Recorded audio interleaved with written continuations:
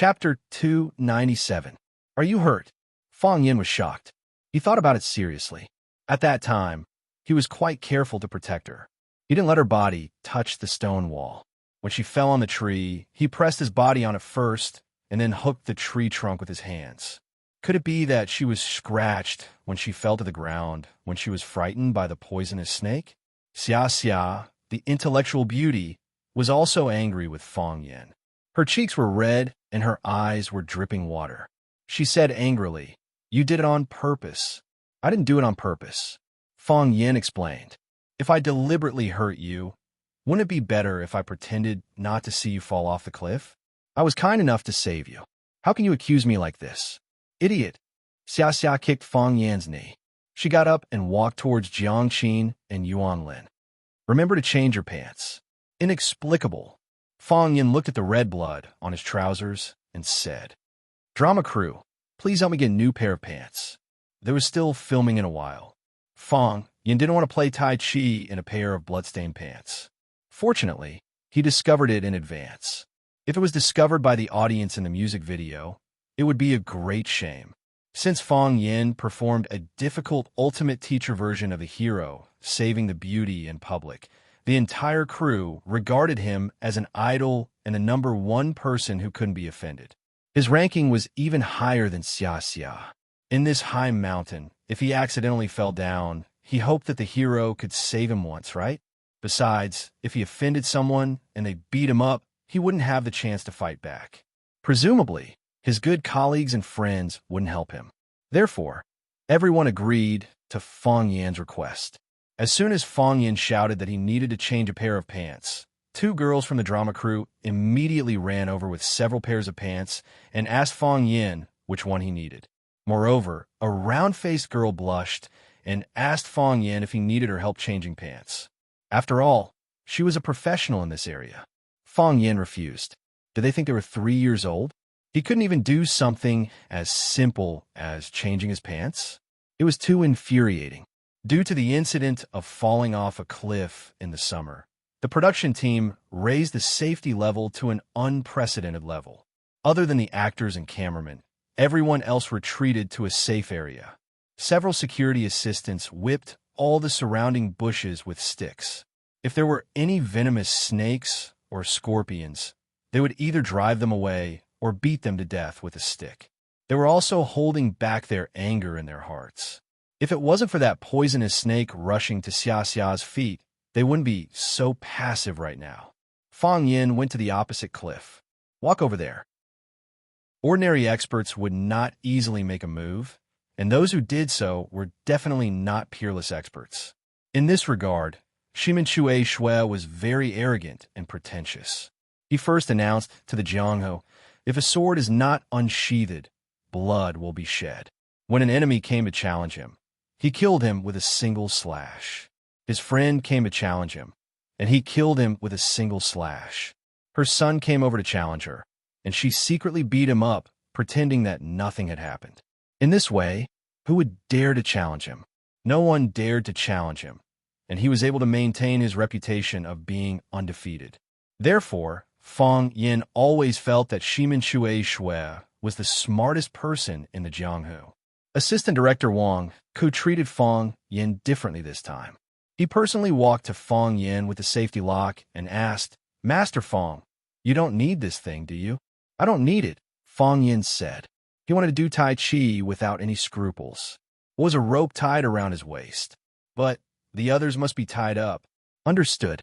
Understood, Wang said with a smile. How can they be compared to Master Fong? We were just talking about how you can see a tiger jumping from one cliff to the other on a full moon night. Although we didn't see a real tiger jumping, we saw Mr. Fong jumping off the cliff. He jumped off the cliff to save someone. This is much more exciting than a tiger jumping off a cliff. It's just a small trick. Director Wang, you flatter me, Fong Yin said with a smile. Master Fong, this is the appearance of a real dragon. It's not a real dragon. It's just a fake dragon, Fong Yin said modestly. Wang opened his mouth, but he didn't know how to continue. But he also realized that keeping silent was a very impolite behavior. So he quickly said, Mr. Fong, can we start? Miss Xia's side is ready. Fang Yin looked at the opposite cliff. Xia, Jiang Qin, and Yuan Lin were dressed in black and stood in a triangle. Xia stood at the front, while Jiang Qin and Yuan Lin stood on the left and right of her. The three girls were beautiful and charming. Wearing Tai Chi, they gave people a feeling of valiance. High mountains and deep valleys, the red sun rose, and the fog filled the air, making them look like immortals. One could imagine the visual impact when all of this was put into the camera. Sanggu raised her hand and shouted, "Action!" Wonka shouted at the same time, "Start!" So, Fang Yin bowed slightly, held his hands in a circle, and began to draw a circle with the tip of his foot. Summer also began to dance. Xia pushed her hand, and Jiang Qin and Yuan Lin followed. Xia turned around, and Jiang Qin and Yuan Lin also turned around at the same time. Several cameras moved at the same time, capturing the people on both sides of the cliff and making a moving picture. As the sun rose, rays of sunlight shone down, painting Fang Yan's body with a layer of gold. Even the mountains, the trees, the flowers, the grasses, and the pitch-black stones began to shine with a golden light. However, in the place where the sun didn't shine, the darkness was still sleeping, and the evil was still spreading. A man whose entire body was covered in green was lying flat on the grass, his mouth emitting a soft hissing sound. He took out a shiny leather bag from his bosom and opened it. A small snake with a fiery red body crawled out of the bag. The snake had no eyes, but it had a keen sense of smell. Urged by the hissing sound, it jumped up and rushed toward the forest in the distance. The man's triangular eyes showed a happy smile. He shook the leather bag and said in a very strange voice, "After drinking this bag of tonic, Little Red will complete the third transformation, right? What color will it become at that time? I'm really looking forward to it." "Bastard!" A clear shout suddenly came from behind him. The triangular-eyed man was shocked, and his body bounced on the ground and jumped up. He had short hands and feet, and there was a black mole on his face with red hair. His face looked quite strange. When he got up, he had already screwed the lid of the leather bag to prevent a drop of the liquid inside from leaking out. The triangular-eyed man stared at the Taoist priest on a tree. His voice was hoarse, as if his vocal cords had been torn. He shouted angrily, "Who are you?" His expression was very vigilant, and his eyes were staring at the man in front of him. When he was invisible, he would set up a large formation of spiritual insects within 100 meters. Whenever there was a slight movement, the poisonous insects would make a sound to warn him. However, this Taoist priest came without anyone noticing. The spiritual snake formation was nothing, and he didn't even notice when he was a few meters away from him. It was really too strange. "Was the thing you released just now a blood-eater?" Tian Jizi asked coldly. "Who are you?" The triangular-eyed man asked again. "You nourish your blood with poison, feed your snake with poisonous blood, and know how to set up a large formation of poisonous insects. Are you the Xiangxi Snake King?" Tian Jizi exposed the triangular-eyed man's identity. "Who are you?" The Snake King felt extreme danger. This man had broken through his spiritual snake array and exposed his identity. Moreover, after knowing his identity, this man was still arrogant and did not put him in his eyes at all. He was a little annoyed. "It doesn't matter who I am. A poisonous creature like you, who is neither human nor ghost, should be killed by everyone," Tian Jizi said coldly. He didn't even want to tell others his name. The meaning of this sentence was very simple and straightforward. I can kill you, but you don't need to know my name, because killing you is not something to be proud of. Go to hell. Tian Jizi jumped up and struck with his palm. It was a light palm. Boom! The place where the Snake King was standing was smashed into a hole. The Snake King rolled on the ground. When he got up, his face was covered in blood. He was as sinister as a snake, as cunning as a snake, as ghostly as a snake, and as vicious as a snake. He appeared and disappeared unpredictably. The name of the Xiangxi Snake King could stop children from crying at night and adults from urinating frequently. He was known for his speed. No one could keep up with him since he started his cultivation. However, he was unable to dodge the Taoist priest's palm strike. Tian Jizi's body was still floating in the air. What was even more strange was that his feet stepped on the air and continued to rise in the air. He also twisted his body at the same time. If Fang Yin saw this, he would be so shocked that he would be speechless. The Wudong sect had the cloud climbing ladder. It was regarded as the secret Qigong of the Wudong sect. If that was all, Fang Yin wouldn't think it was too amazing. More importantly, this Taoist priest wasn't using the cloud climbing ladder. He was using the more advanced heaven climbing ladder. His ability to stay in the air was so powerful that it made people's hair stand on end. It really made people want to hug his leg and call him Godfather. The Taoist priest was surprised that he didn't kill the Snake King with his palm. This was really insulting. It meant that he was still alive and that it was unbelievable that he did not die from a single slap. Although the Snake King lived in seclusion in the valley, he still understood the emotional changes of humans. He wiped the blood off his face and was about to fight back. The Taoist priest's legs were floating in the air. He rushed toward where he was and struck again. Chapter 298. His body floated in the air as if he was riding on a cloud. This time, he was even faster. His raised palms looked ordinary and didn't have any special effects, but it was more dangerous for the Snake Lord. Because he had lived with snakes for many years, eating and sleeping with them, he had the sensitivity and vigilance of a snake. He could sense danger. The Snake Lord was furious. He didn't do anything to provoke him, but he was doing bad things. Why did the bastard old Taoist want to kill him? His lips puckered up, and a shrill whistling sound came from his mouth. Snake Chariot. It was a high-level secret technique that could control poisonous snakes. He used the Snake Chariot to urge the poisonous snakes to fight for him. This was a fighting method that used sound to tempt people. Sure enough, the Pure Land, that was 100 meters in radius without a single venomous snake or insect, had suddenly turned into a land of evil in the world. Countless poisonous snakes of different sizes and shades of color were running in this direction. There were also some scorpions and other unknown poisonous creatures following them. Some frogs and mosquitoes were swept up by them and ran forward according to their rhythm. In the process of running, they were eaten by them in one bite. In the world of the Snake Lord, poisonous snakes were the absolute kings.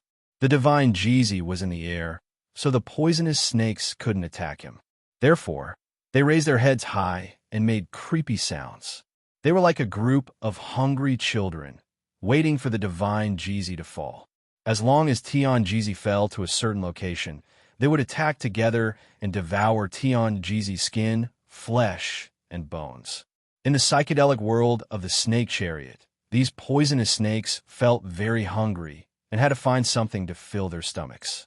And under the guidance of their master, they would have a very crazy need for a certain object. The divine Jizi was furious. He put his hands together and crossed his fingers. The inside of his two thumbs collided with each other. He shouted, "Army!" Boom! His voice was like bronze knives and flying arrows. It was also like the Sanskrit of Buddhism. It could resist all evil spirits and demons in the world. Lin Bing and Dojo were all in formation. This was the 9 symbols mantra of Taoism.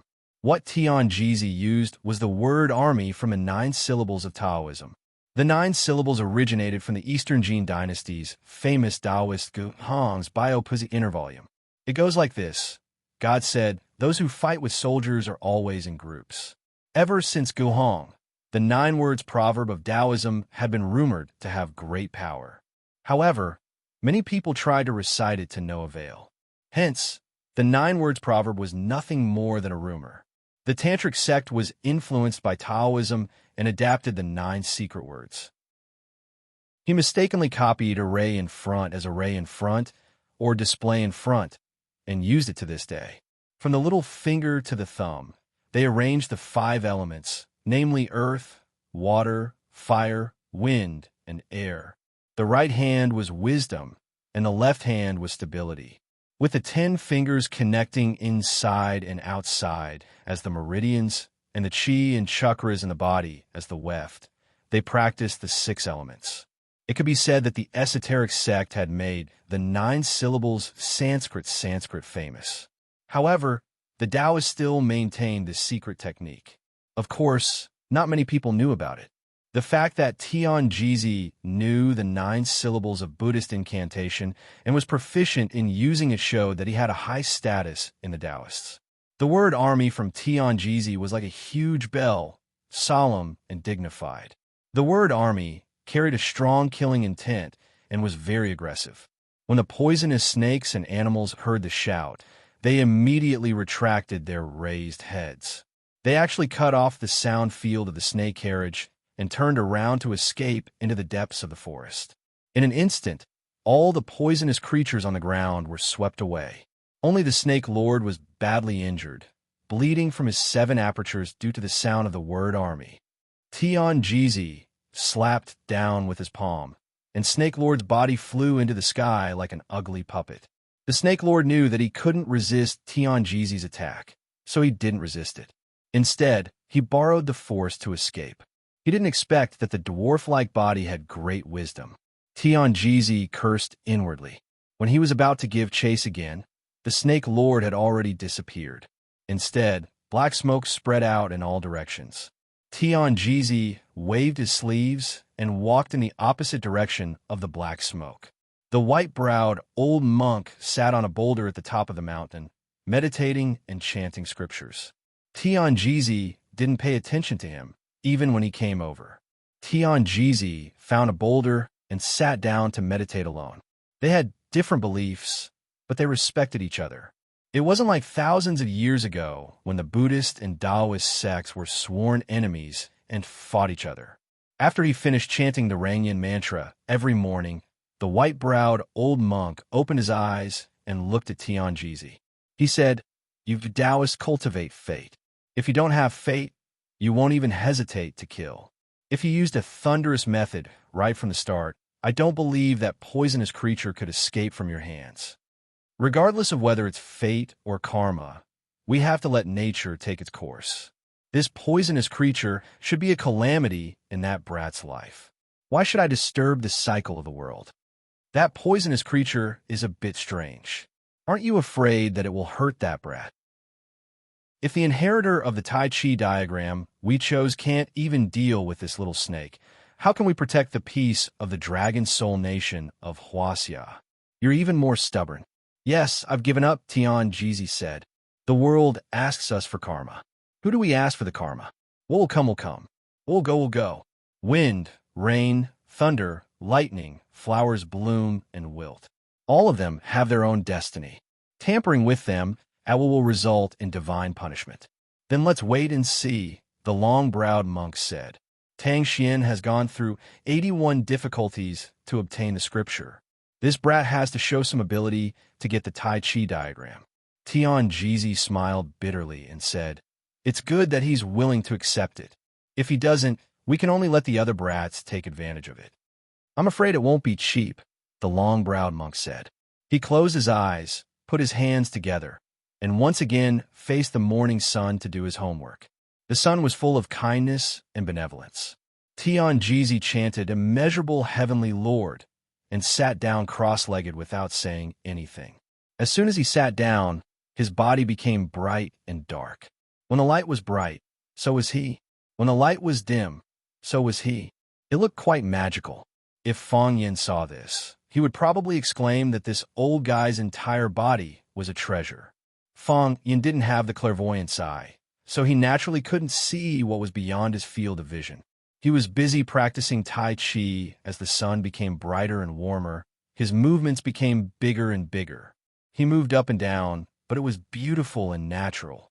On the opposite cliff, Xia Xia led Jiang Qin and Yuan Lin into the climax of the 12 styles of Tai Chi. The boxing movements of the 3 beautiful women, 1 big and 2 small, were even more pleasing to the eye than Fang Yan's side. At least that was what the male compatriots thought. "Click!" Song Ge shouted loudly into the walkie-talkie and made a stop gesture. "Click!" Wang Ko also hurriedly shouted to stop. The movement stopped, and the machine stopped. Song Ge explained to Wang Ku and Fang Yin through the walkie-talkie, saying, "Great, the performance is very good. This is the most wonderful Tai Chi I have ever seen." I can imagine how wonderful and beautiful it will be after it's edited. I can't bear to shout, but I have to shout. Master Fong seems to be in good condition, but Miss Xia and Jiang Qin and Yuan Lin are already tired, and their foreheads are full of sweat. Take a break for a while, and then we will shoot some more shots. Xia was indeed a little tired. She had just experienced such a critical moment of life and death, and her performance in front of the camera was not as relaxed and casual as her usual Tai Chi. She also needed to pay attention to the language and emotional expression of the camera. Her body really couldn't hold on. Jiang Qin and Yuan Lin were even more tired. The amount of exercise this morning was much more than their usual training at school. Hearing that they could rest, the logistics staff immediately rushed over and helped Xia, Jiang Qin, and Yuan Lin to rest on the platform. The staff also put away the camera equipment and withdrew from the dangerous area of the cliff. In the place where they had just left, a small fiery red snake crawled out of the grass with a hissing sound. After returning to the hotel, they took a shower and rested, and then gathered for lunch.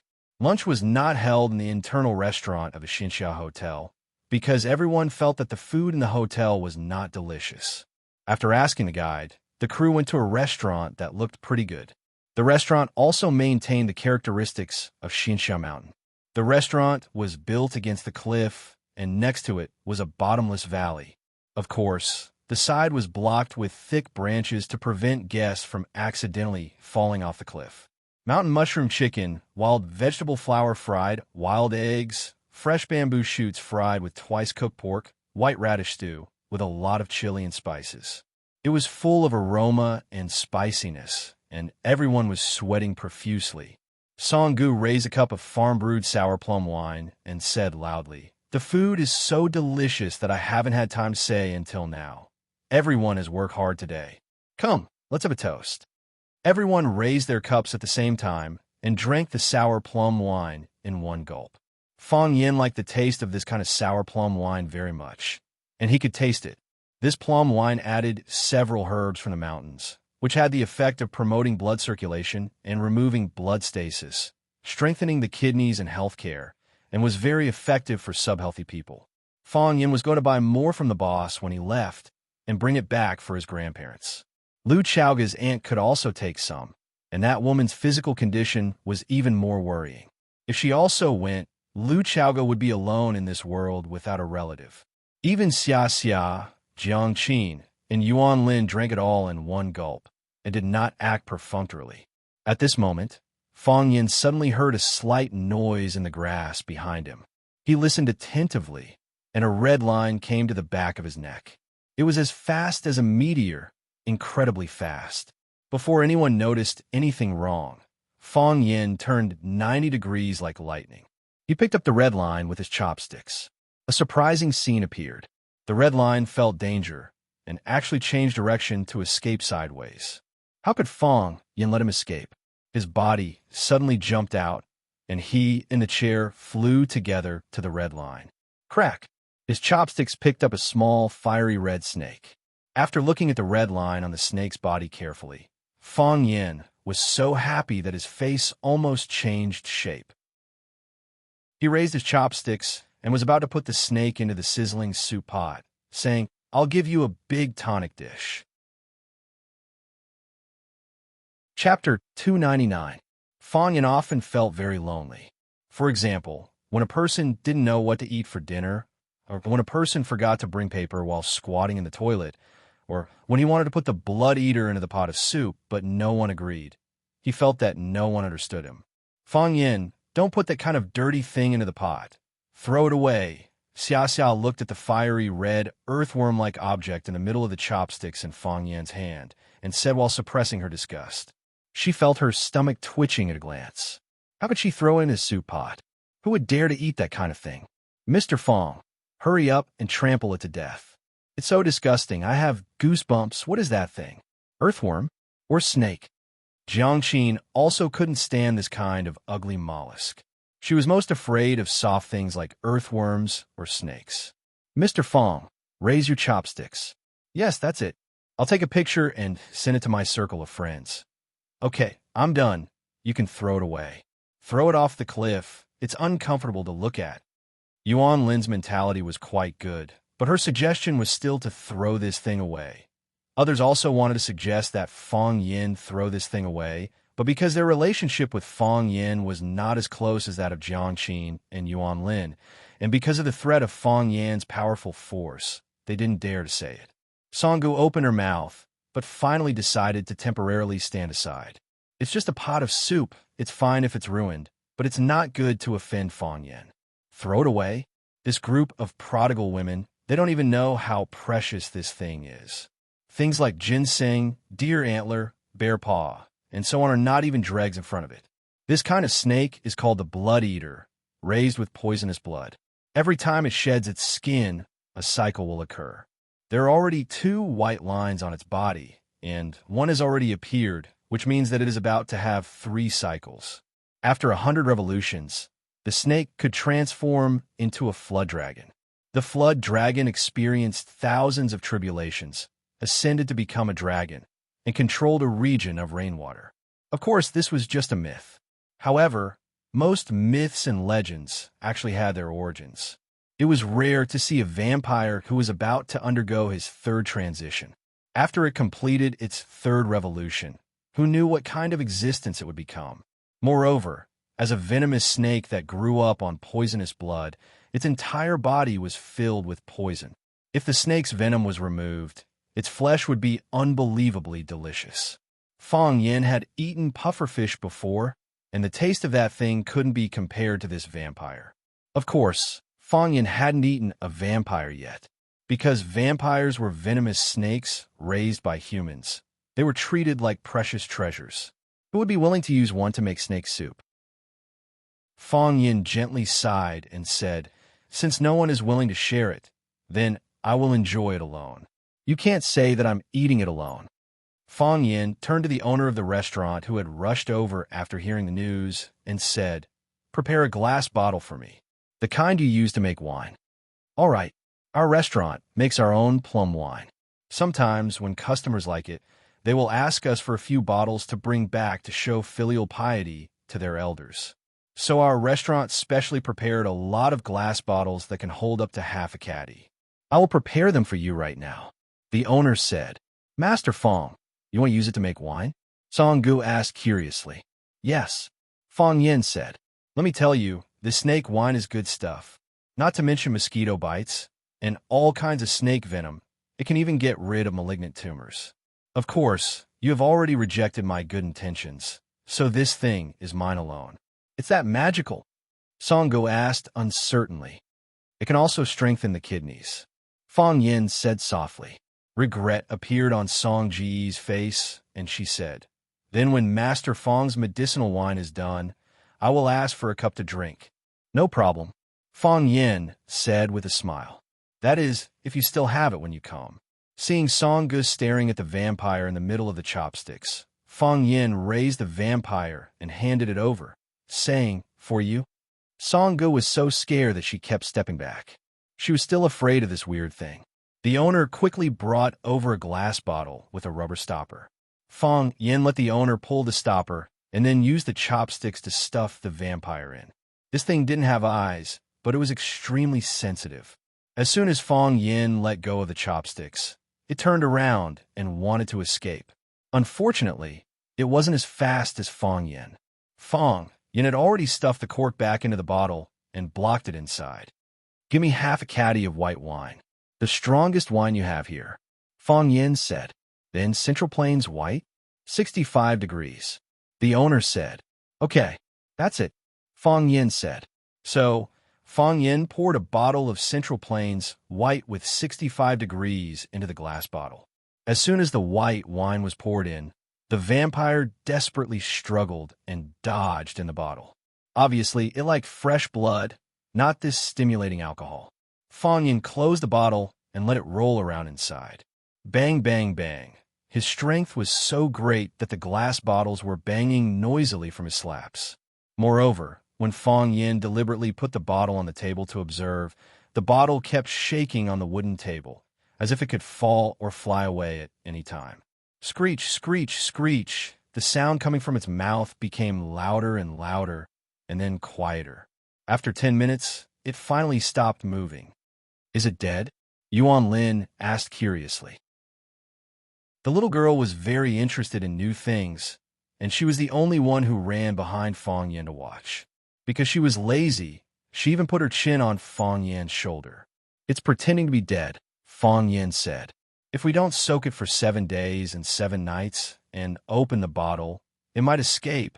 Of course, it will escape if it bites someone to death. This kind of snake is very vengeful. Everyone's hair stood on end. Xiaji said, Really? This snake, it knows how to cheat? What kind of animal doesn't know how to cheat?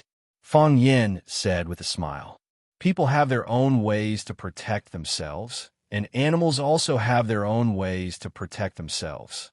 Besides, snakes are sinister creatures, so it's not strange that they know such strange tricks. Seeing such a monster swaying in front of them, everyone lost their appetite. Fang Yin looked at everyone and said with a smile, Are you all full? If you are, let's go back. I can also take this thing under the sun. On the way back to the hotel, everyone stayed away from Fang Yin, who wouldn't panic if they saw him holding a bottle like that, as if he was hugging his own son with a face full of love. After escorting everyone back to the hotel safely, Fang Yin returned to his room, holding the glass bottle in his hand and looking at the vampire that was pretending to be dead. Fang Yin's face became cold. Conspiracy. This was a killing trap. The snake that jumped at Xia, she shouldn't have jumped out by accident, right? The snake was controlled by someone and scared the defenseless Xiaji on the top of the mountain. Xiaji accidentally fell off the cliff, and the only person who had the ability to save Xiaji was himself. If the person behind the scenes continued to attack while he was flying down the cliff to save Xiaji, he and Xiaji would probably be in fatal danger. Why didn't he attack immediately? And the vampire in his hand didn't attack until it was time to eat. If it had appeared when Xiaji fell off the cliff, then the situation might have been very different, right? Fang Yin didn't know that when the Snake Lord was about to control the poisonous snake to give Fang Yin a fatal blow, he was attacked by Tianjizi. Without the control of the snake chariot, the vampire's ability was greatly reduced, and he lost the best opportunity to attack. Who on earth dug such a big hole and wanted to bury himself in it? Fang Yin always felt that he was a good person, but why did a good person have so many disasters? I'm just a F***king talker. I'm not a big evil person. Why does everyone have to make life difficult for me? Fang Yin put the glass bottle on the windowsill where the noon light shone. Sure enough, the vampire in the bottle was most afraid of sunlight. His body rolled and twitched in the bottle again. Fang Yin ignored it, closed the door, and left the room. Big hole. Blood. Footprints. Fang Yin used a stick to check the viscosity of the blood and calculated the time. It happened to appear when Xia Ji fell off the cliff. The big hole was also turned over new soil.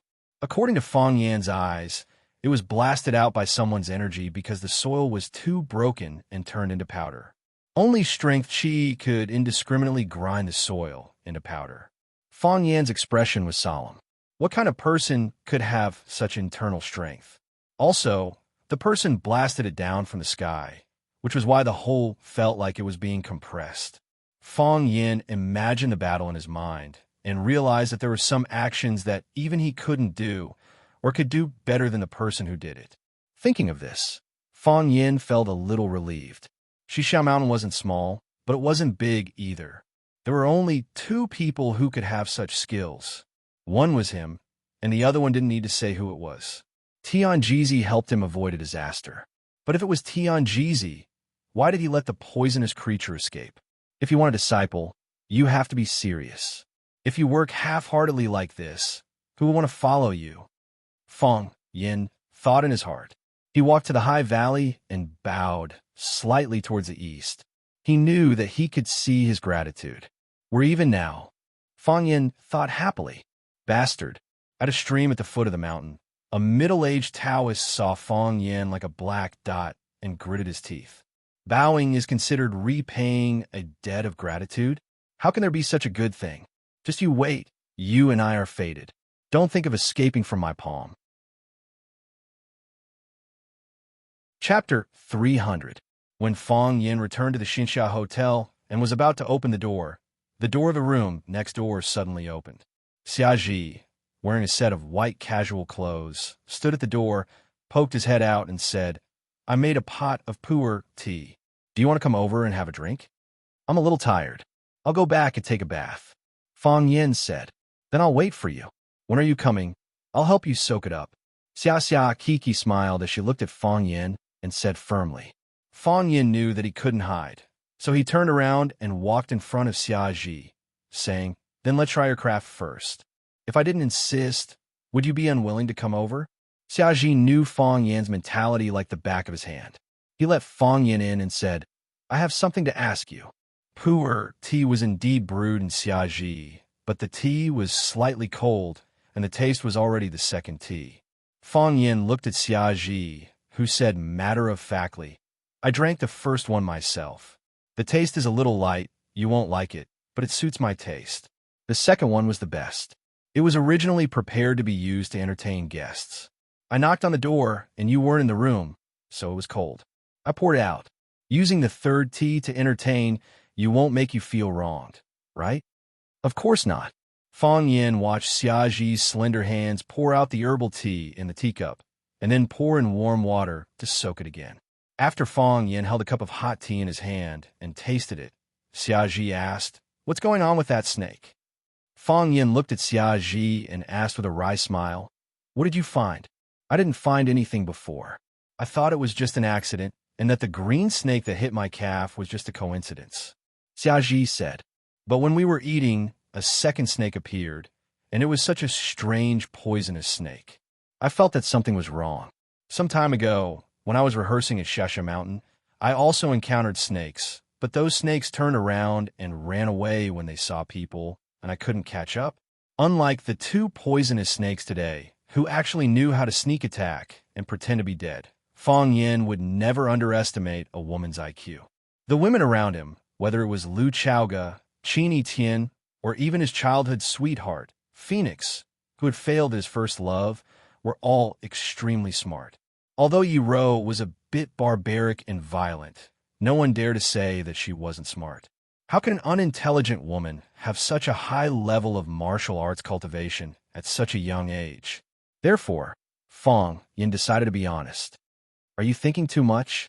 Fong Yin said. "Someone was struck by lightning twice in a day. Such unlucky things can happen. What's the big deal about encountering two snakes in a day?" "Fong Yin, you're not honest." Xia looked at Fong Yin and said, "Just as you said, even if we can't be a couple, we're still friends, right? Shouldn't friends be honest? Haven't you heard of white lies?" Fong Yin asked helplessly. Smart women should abide by the rule of silence at the right time, which Xia didn't do well. Xia's expression became serious and said, "Are you worried that they will kill me?" "Xia, I don't know where you come from, but I know that you know Lanshan Valley, and you seem to have a good relationship with them. I can also see the fear of you in the eyes of Song Gu and the others. I know that you have an extraordinary background, and that you can smash a big hole in the floor if you throw out your father's name or your father's name. However, there is such a group of people in this world, and the power of the city has no restraints on them. If you want to know, I can tell you everything. If you want to be lazy, we can talk about other topics." "Fong Yin, you underestimate me." Xia looked at Fong Yin sternly and said, "Just as you said, because my family is still passable, my father or my father's father is also somewhat famous. So I've been exposed to a wide range of things since I was young, strange. I have heard a lot of anecdotes and seen a lot of hidden experts. I know that there's a group of people in this world who are not bound by the secular world or even the law. They can't ignore the law, and they are bold and reckless. They don't care about fame and fortune, and they don't even care about life and death. They are scary, but this is not a reason for me to escape. I don't care who they are, and I don't care what they might do to me in the future. Just because they almost made me fall off the cliff and die, he owes me an explanation, owes my parents an explanation, and owes my Xia family an explanation. Fong Yin, they owe me an explanation," Xia said with a voice like a knife.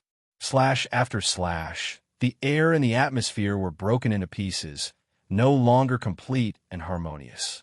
Which child of an aristocratic family doesn't have a little arrogance. Some people show their arrogance on their faces, so they become the idiots that everyone crushes. Some people hide their arrogance in their hearts. So many people praise them for not putting on airs. Xia Xia belongs to the kind of people who put their arrogance in their hearts. She put her arrogance in her heart, but it didn't mean that she was willing to be bullied.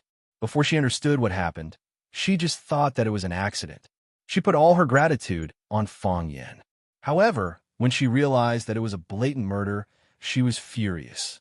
Her feelings were divided into two. One was gratitude to Fang Yan, and the other was hatred for the murderer. No one could take away her life at will.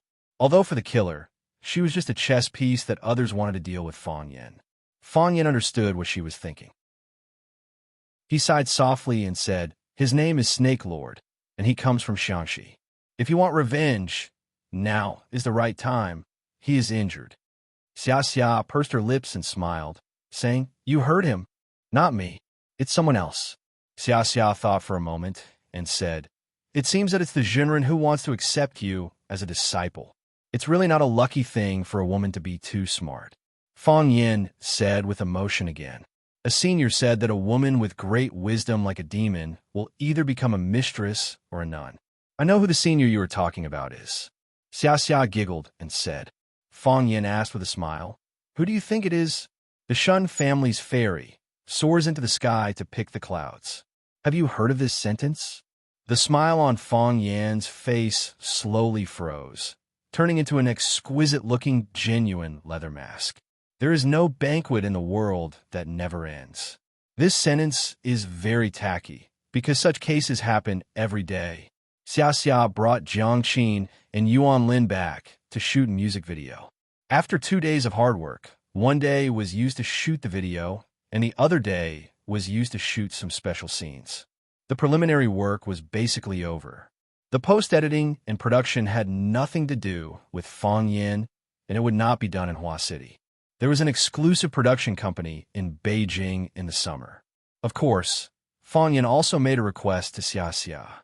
After the video was cut, he had to review it. If it did not meet his aesthetic standards, he had the right to ban the video. Everyone was well aware of what Fang Yan's aesthetic standards were. He was busy with work in the summer, so he flew to Xiangtan to participate in a charity song.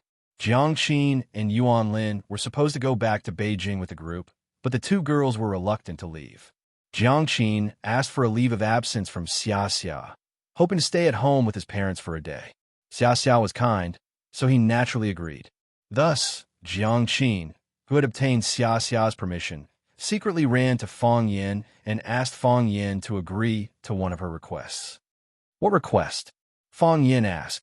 "Go shopping with me," Jiang Qin said. Fang Yan had a headache and said, "We are an adult and a child. If we walk together, someone will definitely scold me for eating young grass. Why don't you find someone else? Isn't Yuan Lin fine? Ask her to go shopping with you, okay?" When we were in Beijing, the two of us would go shopping almost every day. "Who wants her to accompany me?" "I want you to accompany me." "Can you accompany me?" "Mr. Fang, please, give me a reason." Fang Yan was unmoved.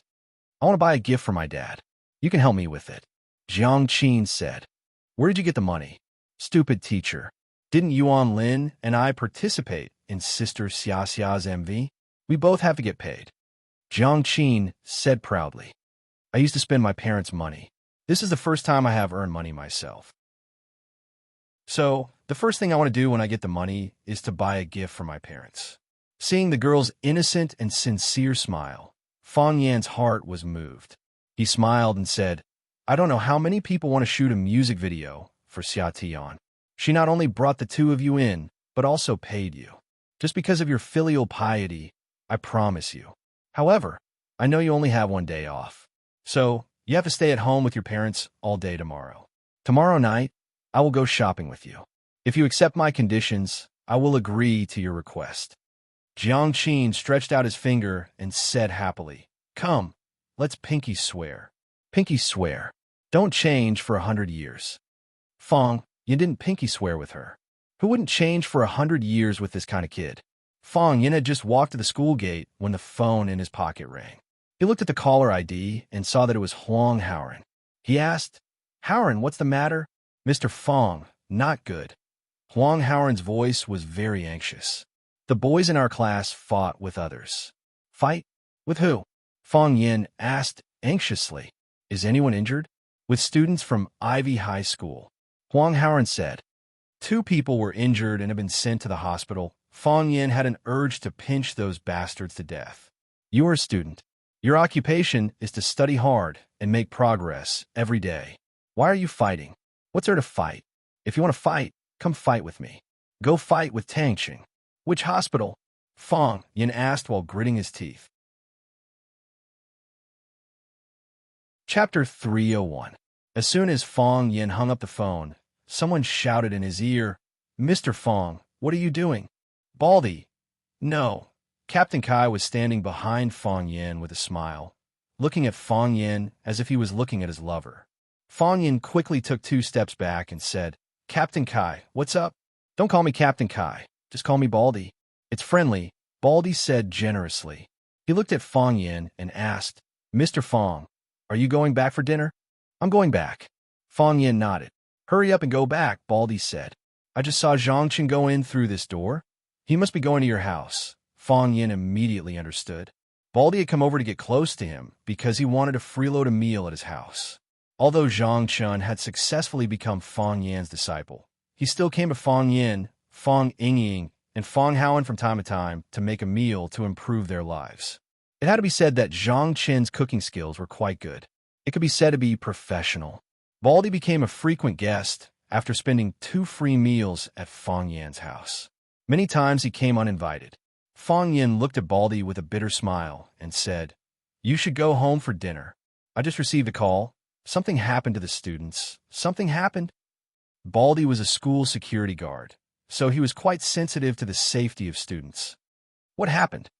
A few students from my class fought with students from Evergreen High School.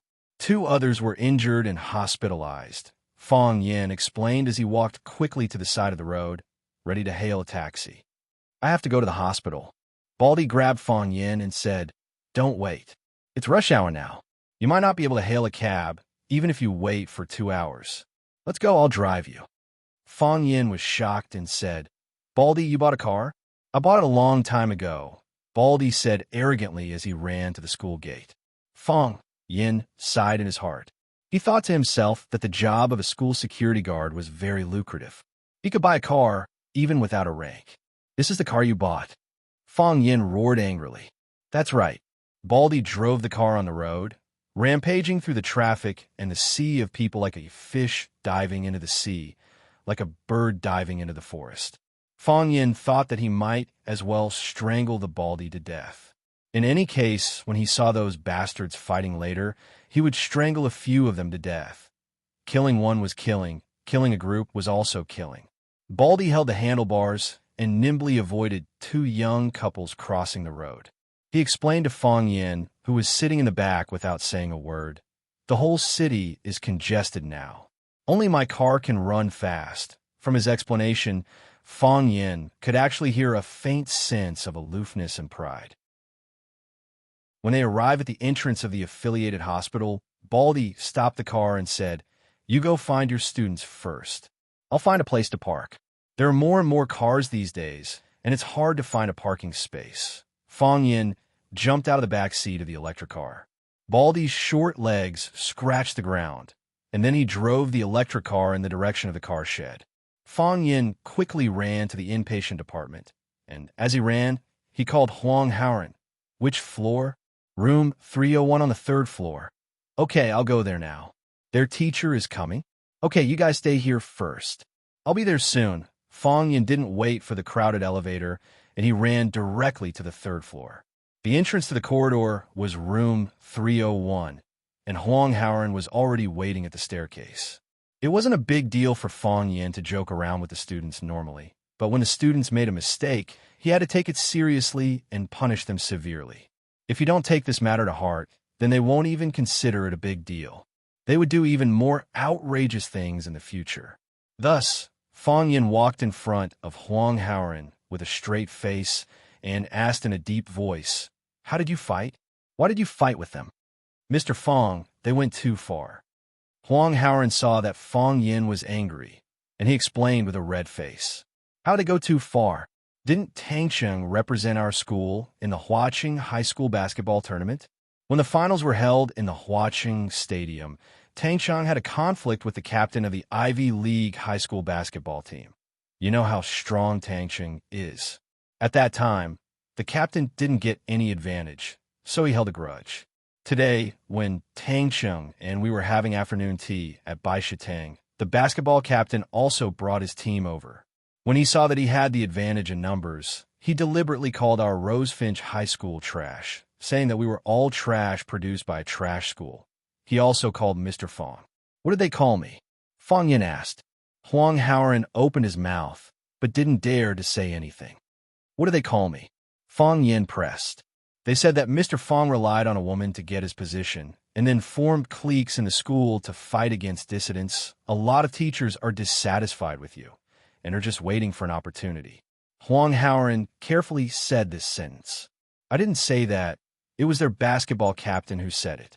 What's the name of their basketball captain? Fong Yin asked. Ma Haitao. With Tang Cheng there, the injured person must be from the Ivy League high school, right? Yes, Huang Haoran said embarrassedly. They called us trash, and Tang Cheng called them worse than trash. A group of them surrounded us and wanted to beat us up, but Tang Cheng rushed out alone and knocked them all down. After knocking them down, Tang Cheng said, "Look, you guys are worse than trash, right?" Fong Yin was full of guilt. He felt that it was all his fault. He let all his students learn how to taunt.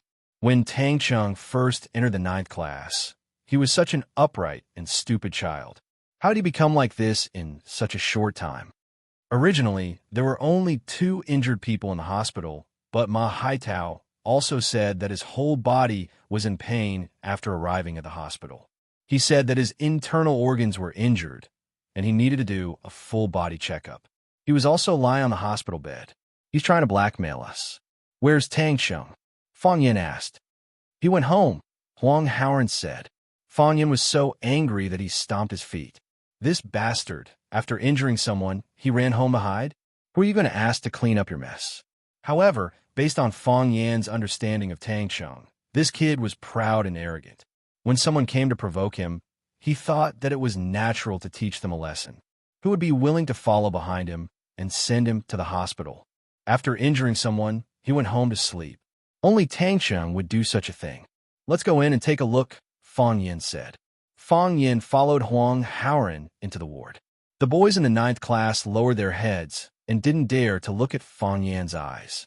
In the corner stood 2 tall boys. They stared fiercely at Fong Yin, who had just walked in. There were 3 boys lying on the hospital bed. 2 of them were playing mobile games, and the other one was buried in sleep. When they saw Fong Yin come in, they only raised their eyelids and then went back to their own things. Fong Yin walked in front of the big boy on the far left who was playing mobile games and said, "Classmate, how do you feel? Who are you? Go away. Don't disturb Grandpa when he's playing games. Let me tell you, Rosefinch, this matter isn't over. Just you wait. There will be a time for you to suffer," the big guy said with a rude and unreasonable expression. How can you talk like that? What's wrong with me talking like that? The big guy threw the phone in his hand on the quilt and said with a sneer, "What? Do you want to fight? I don't believe that you dare to beat me up in this hospital. Let me tell you, if you dare to beat up a student in the hospital, my friend will immediately put the video on the internet and wait for your Rosefinch to become famous all over the country. When that time comes, you guys will also become famous and become the shame of the students all over the country. Do you want to try? It's not a big deal for me to be beaten up. I'm just afraid that you won't dare to take it." Fong Yin looked at the big guy and sighed softly. He said, "If I make a move, do you think they will have the chance to take out their phones to take pictures? Who do you think you are? Superman?" The guy who was pretending to sleep suddenly jumped up. 2 purple marks appeared on his handsome face. It seemed that Tang Cheng had taken special care of him. "You Rosefinch people are all good at fighting, right? Come, hit me here. Do you have the ability to kill me? Why would I beat you to death? You're not my biological son or my godson. No matter how much of a bastard you are, it's your family's business. Why should I teach an unfilial son like you a lesson on behalf of your father?" "What did you say? Say it again if you dare." Although I don't think I have much ability, I'm not afraid of satisfying your special hobby. Why would I beat you to death? You're not my biological son or my godson. No matter how much of a bastard you are, it's your family's business. Why should I teach an unfilial son like you a lesson on behalf of your father? Mahai Tao's eyes were bloodshot. He clenched his fists and was about to rush toward Fong Yen. Hai Tao, stop! A thin and tall boy wearing glasses hurriedly stopped him. Liang Lian, why won't he let me beat him up? Mahai Tao shouted angrily. If you beat him up, you'll fall into his trap, Liang Lian quickly explained. Before, they were the ones who beat us up. We didn't fight back. If you beat him up now, it'll be a group fight. When that time comes, we'll all get beaten up. Wouldn't we be at a disadvantage? Mahai Tao thought about it and forcefully suppressed the anger in his heart. He pointed at Fong Yen and said, Kid, it's not over between us. Just you wait, don't walk alone at night. Fong Yen stared at this guy with his eyes wide open. Did he want to beat him up with a stick? Huang Haoran, Gao Lei, and a few other boys from Class 9 also looked at Mahai Tao in surprise. Was this guy crazy? How dare he pick on Mr. Fong? What should they say? Welcome? At that moment, there was the sound of hurried footsteps at the door of the ward. Chapter 302. The footsteps were hurried. It seemed that the person who came was quite angry. A middle-aged male teacher with a tilted head walked in angrily. Seeing Huang Haoran, Fong Yen, and the others standing at the door of the ward, he started scolding them. Do you have any manners? Your teacher didn't teach you how to fight. What's wrong with that? Why are your manners so bad? How did good students end up in the hospital after being beaten up by you? Do you know who you beat up? They are all specially recruited students of the Ivy League. Your Rosefinch Secondary is not bad, but compared to our Ivy League, you're not even qualified to carry our shoes. Let me tell you, this matter is not over. No matter who from your school comes, this matter will not be over. It's useless for you to apologize. It's useless even if your teacher comes. Your school has to apologize. Your Rosefinch High apologizes to Ivy League High. There was also a slightly older man standing behind the middle-aged man. He seemed to be one of the leaders of the Ivy League High School. Huang Haoran and the other boys in Class 9 did not say a word, allowing the middle-aged teacher to attack them. For them, if the sky fell, there would be a tall person to hold it up. With teacher Fong Yin here, how could they be at a disadvantage? Lin Yubin thought that Huang Haoran and the others were silent because they were timid in front of the teacher, but he didn't know that these guys were all cunning and waiting to watch a good show.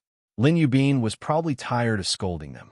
He pointed at the tallest Fong Yin and said, Is there anyone on your side who can solve the problem? If there's no one, I'll call your headmaster. Coming, Fong Yin said with a smile. He took a step forward and pointed at himself. I'll solve the problem. Seeing Fong Yin step forward, Lin Yubin and Fong Jianhong were a little stunned. Who was this young man? Was this the attitude of Rosefinch Secondary in dealing with this matter? Letting a student solve the problem? It was because they mistook Fong Yin for Rosefinch's student that Lin Yubin pointed at his face and scolded him for a long time. Lin Yubin and Fong Jianhong flew into a rage, feeling that they had been insulted. The few Ivy League students also had strange expressions on their faces. Could this guy be a student cadre? What made him think that he could erase a case of assault? Who would give him face? Who are you? Lin Yubin stared at Fong Yin and asked. I am their homeroom teacher, Fong Yin. Fong Yin said with a serious expression. The conflict between students from two different schools was a serious matter. Fong Yin had to handle it carefully. Otherwise, the school's reputation might be tarnished. It even caused a conflict between the two famous schools. I can handle this matter on their behalf. You're the full representative?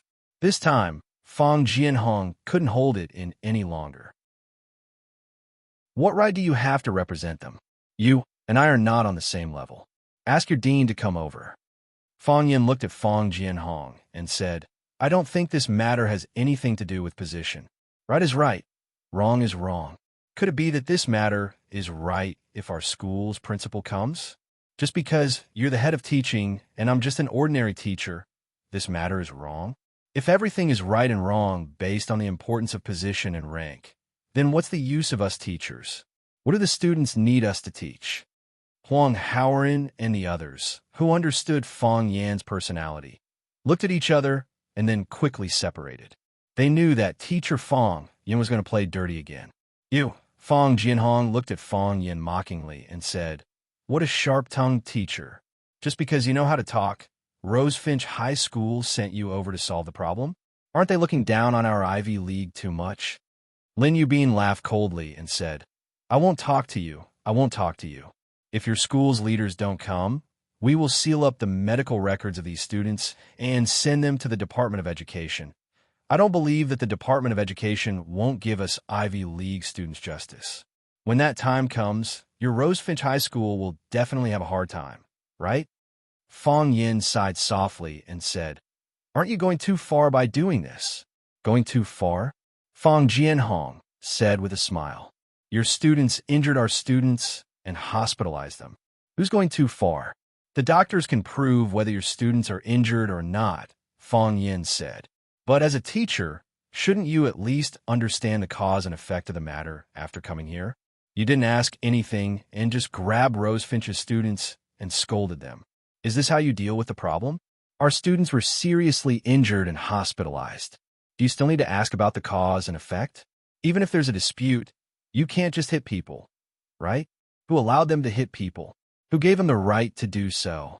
Let me tell you, if you don't expel these students who hit people, we will take the case to the Department of Education," Fong Jianhong said angrily.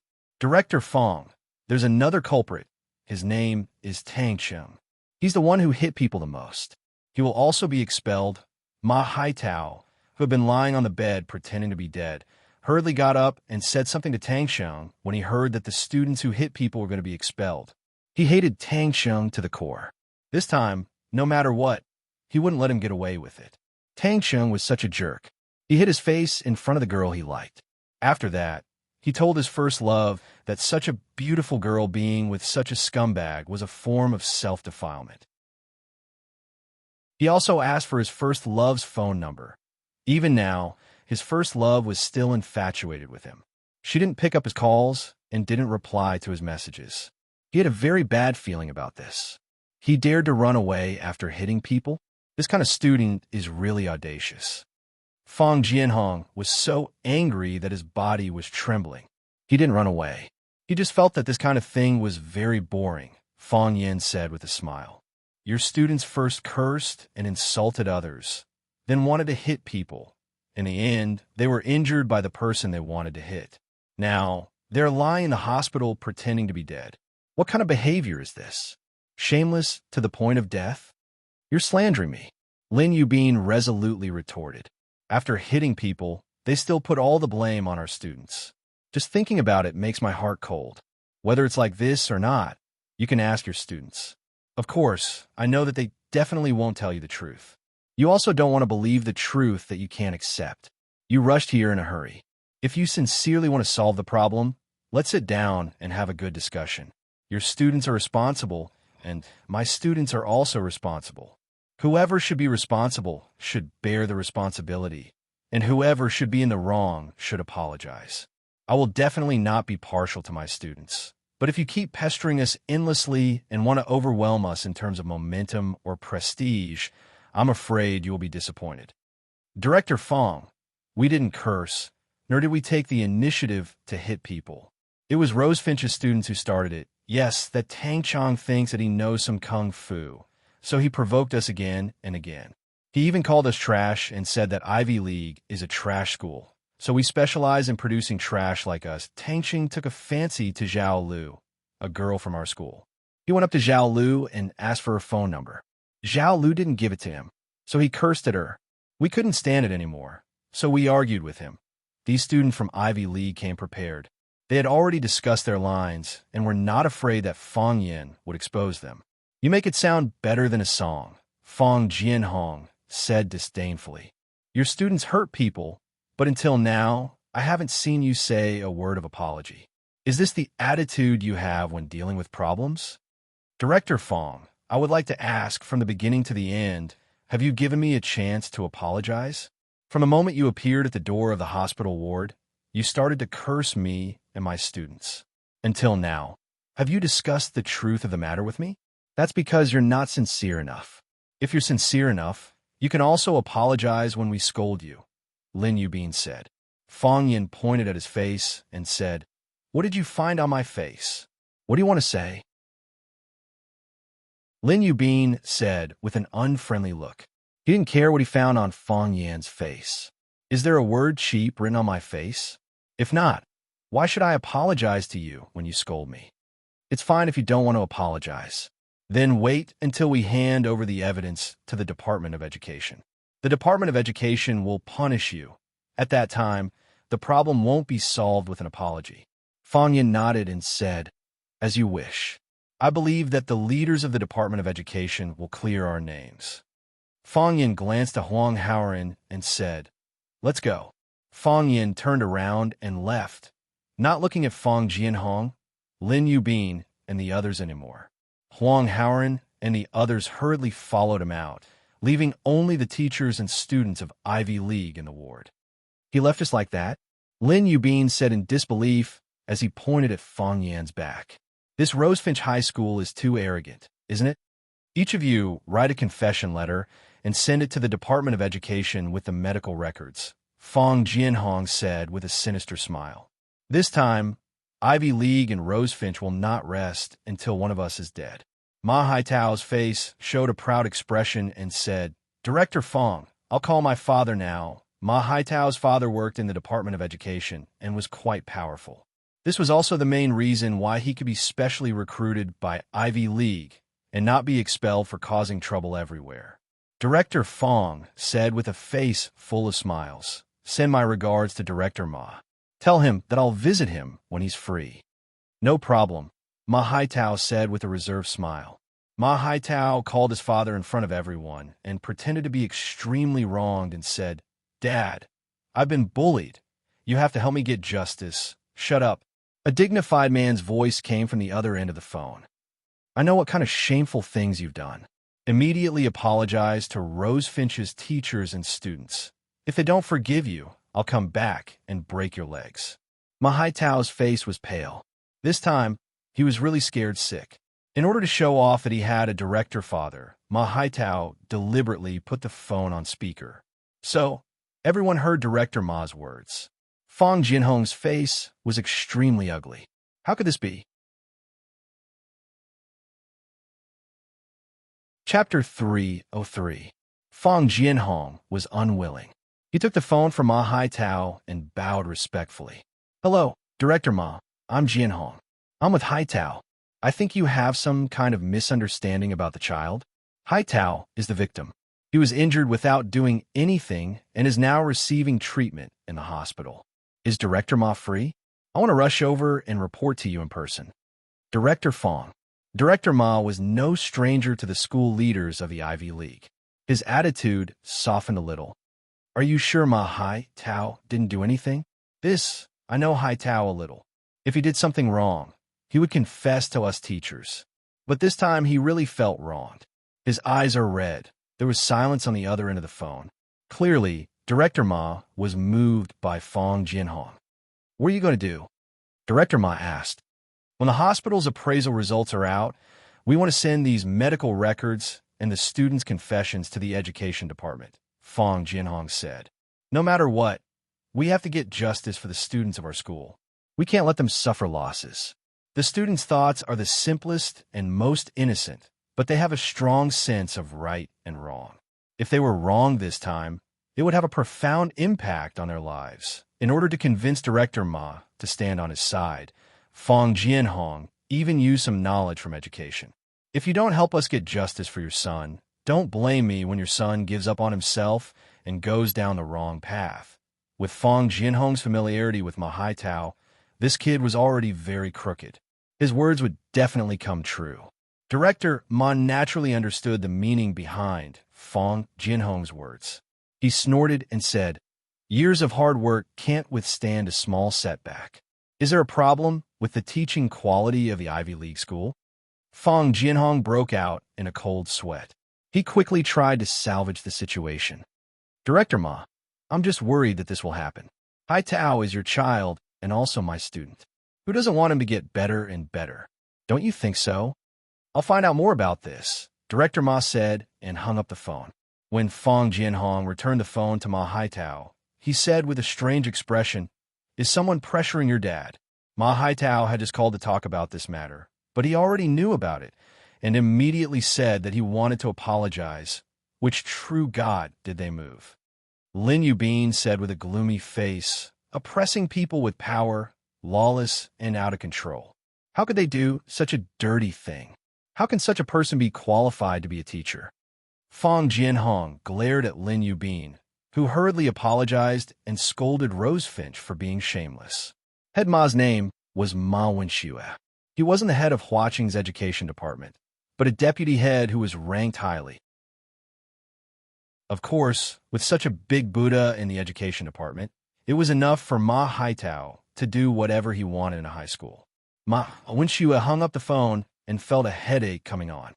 Although his immediate superior had just informed him that his son, Ma Haitao, should apologize to others and obtain their forgiveness, and he had verbally agreed to it, he still felt dissatisfied when he thought about it. His son was injured and hospitalized, and he still had to apologize to the person who hit him. If word of this got out, where would he, Ma Wenxue, put his face? Moreover, what Fong Jianhong said made sense. Ma Haitao was his biological son, after all, and if he got into a dead end because of this matter, he wouldn't be able to pull him back. Pa! He slammed his palm heavily on the table, then carried his teacup and walked to the head's office at the easternmost end of the corridor. Wang Wenhai was the head of the education department, and he was also the official who controlled this office. In the office, his words carried enormous weight, and Ma Wenxue didn't have the ability to wrestle with him. His subordinates often joked about Ma Wenxue's and Wang Wenhai's names, saying that one was Wenxue and the other was Wenhai. From their names, it was obvious that Wenhai was older than Wenxue. What they said was the truth, and Ma Wenxue didn't even have the leeway to refute it. Of course, every time he heard such a comparison, he felt a prickling feeling of discomfort in his heart. Ma Wenxue knocked on the door and entered. Wang Wenhai was on the phone with someone. When he saw Ma Wenxue come in, he glanced at him with a strange expression and gestured for him to sit on the sofa and wait for a moment. Wang Wenhai hung up the phone and looked at Ma Wenxue with a smile, asking, "Wenxue, what's the matter? I know that you don't lack good tea here, so I brought the teacups just to ask for a cup of good tea to drink," Ma Wenxue said jokingly, deliberately trying to get closer to him. "Old Ma, do you still lack good tea in your own office? I think you're too stingy. You can't bear to drink your own good tea, so you always ask for mine," Wang Wenhai said, pretending to be angry. Ma Wenxue was shocked. Wang Wenhai said that he was too stingy. Could it be that he already knew why he was here? Some people said that the way of being an official had 4 words: be bold and careful. Ma Wenxue had been immersed in officialdom for many years, so he had some understanding of these 4 words. Be it his superior or his subordinates, every word they said had a deeper meaning. Was this too stingy just referring to Ma Wenxue's tea collection, or was it referring to something else? However, since he was here, he had to untie the knot in his heart. Otherwise, he would be scared off by Wang Wenhai with just one sentence, and he would be looked down upon even more. Ma Wenxue said with a smile, "I've drunk the tea here, and I feel that the tea in my office can't compare. I've been raised to be picky. Chief, you can't let me go back disappointed." Wang Wenhai sighed softly and said, "Are you here for your son's matter?" "Yes. To tell you the truth, I just called that kid and gave him a good scolding. I even said that I would break his legs when I got back. However, Fong Jian, the school's director, took the phone and reprimanded me. He said that I had wronged the kid this time. That kid is usually as stubborn as a cow, but today he actually knew to wipe his tears." Director Fong Jian also said that they would wait for the doctor's appraisal results to come out and then send the students' confessions and medical records to the education department. At that time, things would get out of hand.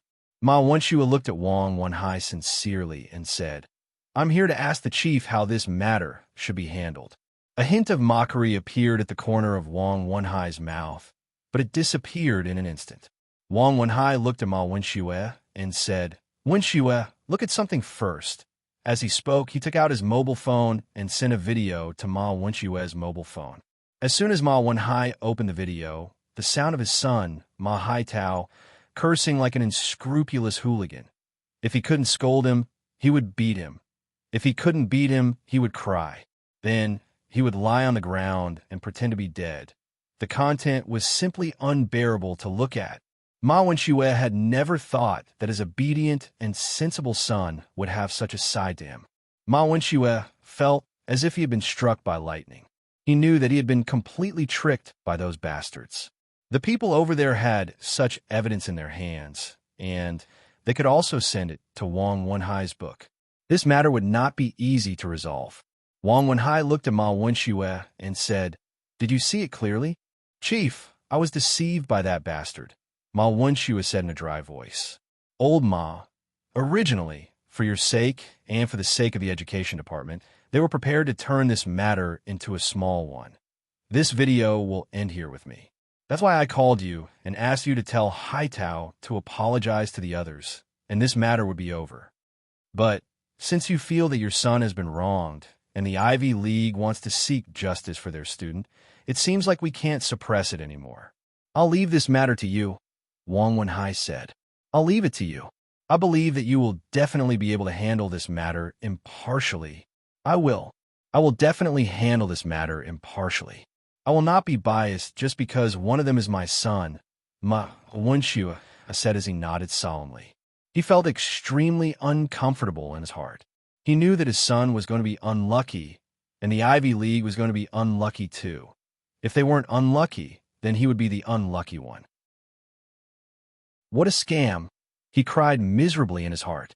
When Fang Yin brought a group of students downstairs, he happened to bump into Baldy, who had just parked his car and was running upstairs. Baldy saw Fang Yin and asked, "Has the matter been resolved?" "Not yet," Fang Yin said. "Then why did he leave?" Not only was Baldy confused, but even Huang Haoren and the others felt that it was strange. Mr. Fang had angered the Ivy League's dean, Fang Jianhong, to such an extent. Presumably, they wouldn't just let it go, right? "Someone will help me resolve it," Fang Yin said with a smile. He turned to look at Huang Haoren and the others and said, "I won't ask you to write a reflection letter, so you probably won't feel that you've done anything wrong. I want you to write down the course of events and then think about whether there's a better way to resolve the problem. I have a language class tomorrow afternoon, and I'll look for you at that time to get your answers." "All right, Mr. Fang," the students replied. Fang Yin looked at Baldy and said, "Let's go. Drive me back." The students all laughed and said, "Mr. Fang, you came here in Baldy's battery-powered car?" These guys all knew that Baldy's car was a battery-powered car. Only I have too high expectations of him. Just as Baldy drove Fang Yin to the entrance of the hospital, a white BMW stopped in front of them. Tangqing opened the door and got out of the car. He looked at Fang Yin, who was sitting in the back seat of the battery-powered car, with a smile. Fang Yin jumped out of the battery-powered car, looked at Tangqing and scolded, "You bastard, you still dare to run over to see me? You hurt someone and ran away. Don't you have any shame? Who are you going to let clean up after you?" "Stop scolding. I know you're not angry," Tangqing said jokingly. Fang Yin was very depressed. He felt that he had been completely seen through by these students. Chapter 304. Fang Yin got into Tangqing's BMW, and the driver went out to smoke, leaving the space to the teacher and the student. Fang Yin looked at Tangqing and said, "Is the problem solved? If not, how would I dare to come to see you?" Tangqing said with a smile, "I was the one who beat them up. I can't just leave Huang Haoren and the others there to clean up my mess. Of course, I guess that Huang Haoren would definitely call you. He is your absolute confidant. He can't hide anything from you. How far are you going to go?" Fang Yin asked. Fang Yin was a teacher, and he had a deep understanding of his students. Tangqing was a talented and arrogant person. Moreover, Fang Yin knew that Tangqing and Qin Tian had always had a good relationship. Qin Tian had such a shocking background. How bad could Tangqing be? Moreover, it was precisely because of Tangqing's extreme pride that he would take responsibility for what he did. He would never push the responsibility to others. Knowing that Tang Sheng was involved, Fang Yin was no longer worried that this matter could not be solved. He also did not worry that the result of this matter would be unfavorable to them. No matter who dealt with this matter, in the end, they would have to give face to the Tang family. If the Tang family spoke. The reason why Fang Yin rushed here was that he was worried that his students would be hurt. However, after confirming that the students were not hurt, he was worried that the result of this matter would be unfair. Of course, this unfair and unjust mainly referred to the students of the Ivy League. You see, there are such selfless men in the world. He knew the power of the Tang family. He knew that if the Tang family spoke, even if Tang Sheng really hit people without reason, this matter could only be left unsettled. However, Fang Yin did not want to see this result. He hoped that his students could understand the meaning of right and wrong. He hoped that his students would know the big picture. He hoped that his students would not be infected with the bad atmosphere of society. I was wrong, I apologize. If you're wrong, you will bear the consequences. Using one's power to oppress others was the worst thing to do. If they succeeded this time, they wouldn't think about right or wrong when they encountered similar situations in the future. Instead, they would think about who could help solve the problem. Students were the hope of the future of society. If the hope of the future was all like this, then where was the hope? Fang Yin was willing to discuss with the teachers and leaders of the Ivy League school to determine the nature of this fight. In the end, it was wrong for students to fight. He loved his students, loved the children of Class 9, but he would not indulge them too much. However, the performance of the Ivy League was really disappointing. This was also the reason why Fang Yin left angrily and allowed the situation to develop naturally. He knew that there was no way he could reason with Director Fang, who was full of power, and Teacher Lin, who scolded him without asking about the cause and effect. Since you don't want to accept my kindness, then I'll treat you like a fart. He could do whatever he wanted with it. That depends on what they choose. Tang Sheng smiled proudly. Anyway, I've done it politely and appropriately. If they want to turn a big problem into a small one, I can let them go. I'm a low-profile person. I don't want to cause a storm in the city and let others see me as a joke. How big is a small problem? To tell you the truth, I feel very embarrassed to hit them. But if they don't know what's good for them, then they can only blame it on their bad luck. I've already prepared a feast for them. Tang Sheng looked at Fang Yin and said, however, Mr. Fang came out so quickly. It means that the old guys over there are not easy to talk to, right? The Ivy League has a bigger influence in the education circle of Huaqing than Rosefinch, so they have developed the bad habit of looking down on others even though they're the best in the world. This time, I'll teach them a lesson. What did you do? Fang Yin asked. I just asked someone to help me take a video of them arrogantly scolding people and taking the initiative to hit people. Tang Sheng smiled slyly. Didn't you teach us? If the enemy doesn't move, we move first. Once we've identified our enemy, we have to think of a way to make ourselves invincible. This is what I taught you. Absolutely. Using a phone to take pictures again. Isn't this too lame? Why don't you use such a useful technique? Tang Sheng asked. Those idiots still think they have the upper hand, but they don't know that we've been guiding them to do stupid things. Huang Haoren is the most cunning. He keeps showing weakness, but when he does, he shows his unyielding heroic spirit. They're about to go crazy with anger. Who else should they hit if not him? They wanted to beat up Huang Haoren, but you stood out to turn the tide and beat them down. That's because they're not strong enough. I can't do anything about it. I know your ability. There's probably no one in the entire student world of Huaqing who's your opponent. Fang Yin looked at Tang Sheng and said, try not to use your fists to solve problems in the future. You're a student after all. Actually, I don't want to either, Tang Sheng said. But Mr. Fang has already set an example.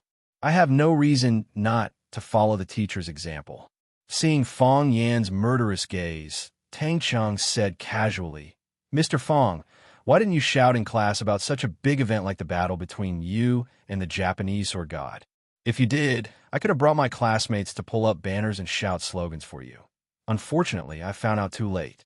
I didn't see Mr. Fang's heroic appearance when he defeated the Japanese sword god. What a pity. Get lost, Fang Yin said angrily. This is my car. Fang Yin was stunned. He opened the door and was about to get out. Mr. Fong, Qin Tian, is she okay? Tang Sheng asked from behind. Fong Yin's body stiffened. He said without turning his head, I don't know. Forget it, I won't ask. I hope she's fine. Tang Sheng sighed softly. He sat back in the back seat of Baldy's electric scooter and let Baldy pull him through the noisy crowd. He saw the numbness and exhaustion on other people's faces, and they could also see the pain and sadness in his eyes.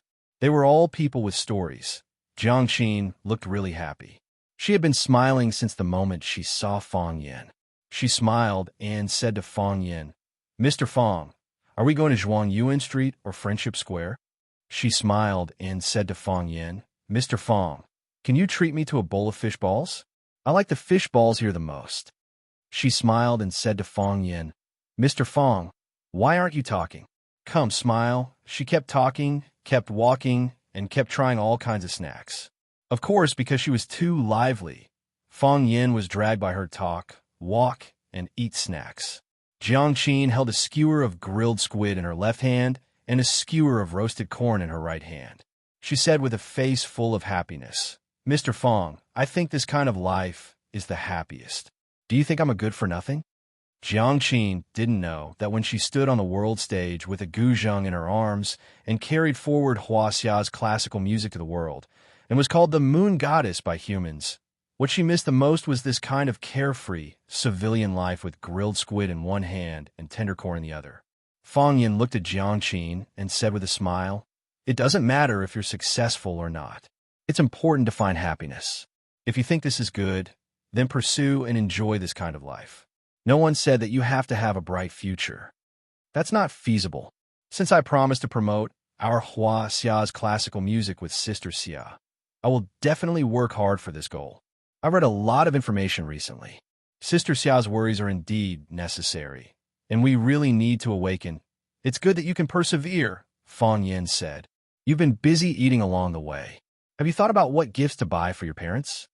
Mr. Fong, do you have any good recommendations? Your dad likes to drink, but there's no point in buying wine. It's better to buy a watch. Fong Yin put forward his suggestion seriously. He promised Jiang Qin to come over and help her choose a gift, so he had to fulfill his responsibility. Jiang Qin was also Fong Yin's teacher. He was happy to see his student show his love in front of his own father, not his godfather. Jiang Qin's eyes lit up and said, Yes, I'll buy a watch for my dad. Who says a butcher can't wear a watch? A butcher's daughter must let her father wear a watch. After confirming his father's gift, Jiang Qin took Fong Yan's hand and ran to the friendship building next to them. There were many brand counters there, including mid-range and high-end brands. Fong Yin and Jiang Qin discussed for a while and prepared to buy a mid-range brand watch worth a few thousand yuan. In this case, even if Jiang Dai knew the value of the watch, he would still be willing to wear it. If he bought a watch worth tens of thousands of yuan, Jiang Dai would definitely hide it, so it would lose the meaning of buying a watch. Fong Yin let Jiang Qin pick the watch first, and he walked to the restroom of the mall. He came to the restroom and was about to unzip the water when his hand suddenly stopped. He saw a frog. A green-skinned frog the size of a palm was squatting in the urinal, staring at him with wide eyes. It did not say a word, just like a plastic toy. However, Fong Yin knew very well that it was indeed a frog, a living frog. Fong Yin could see its eyes moving, could see its puffed cheeks moving up and down, could see its mouth opening and closing, seeing a green frog in a urinal in a big city. Didn't this scene look very strange? If it were you, how would you deal with it? Fong Yin held his breath, and a strong heat flow poured over the frog's head. Croak, croak, croak, the frog cried fiercely.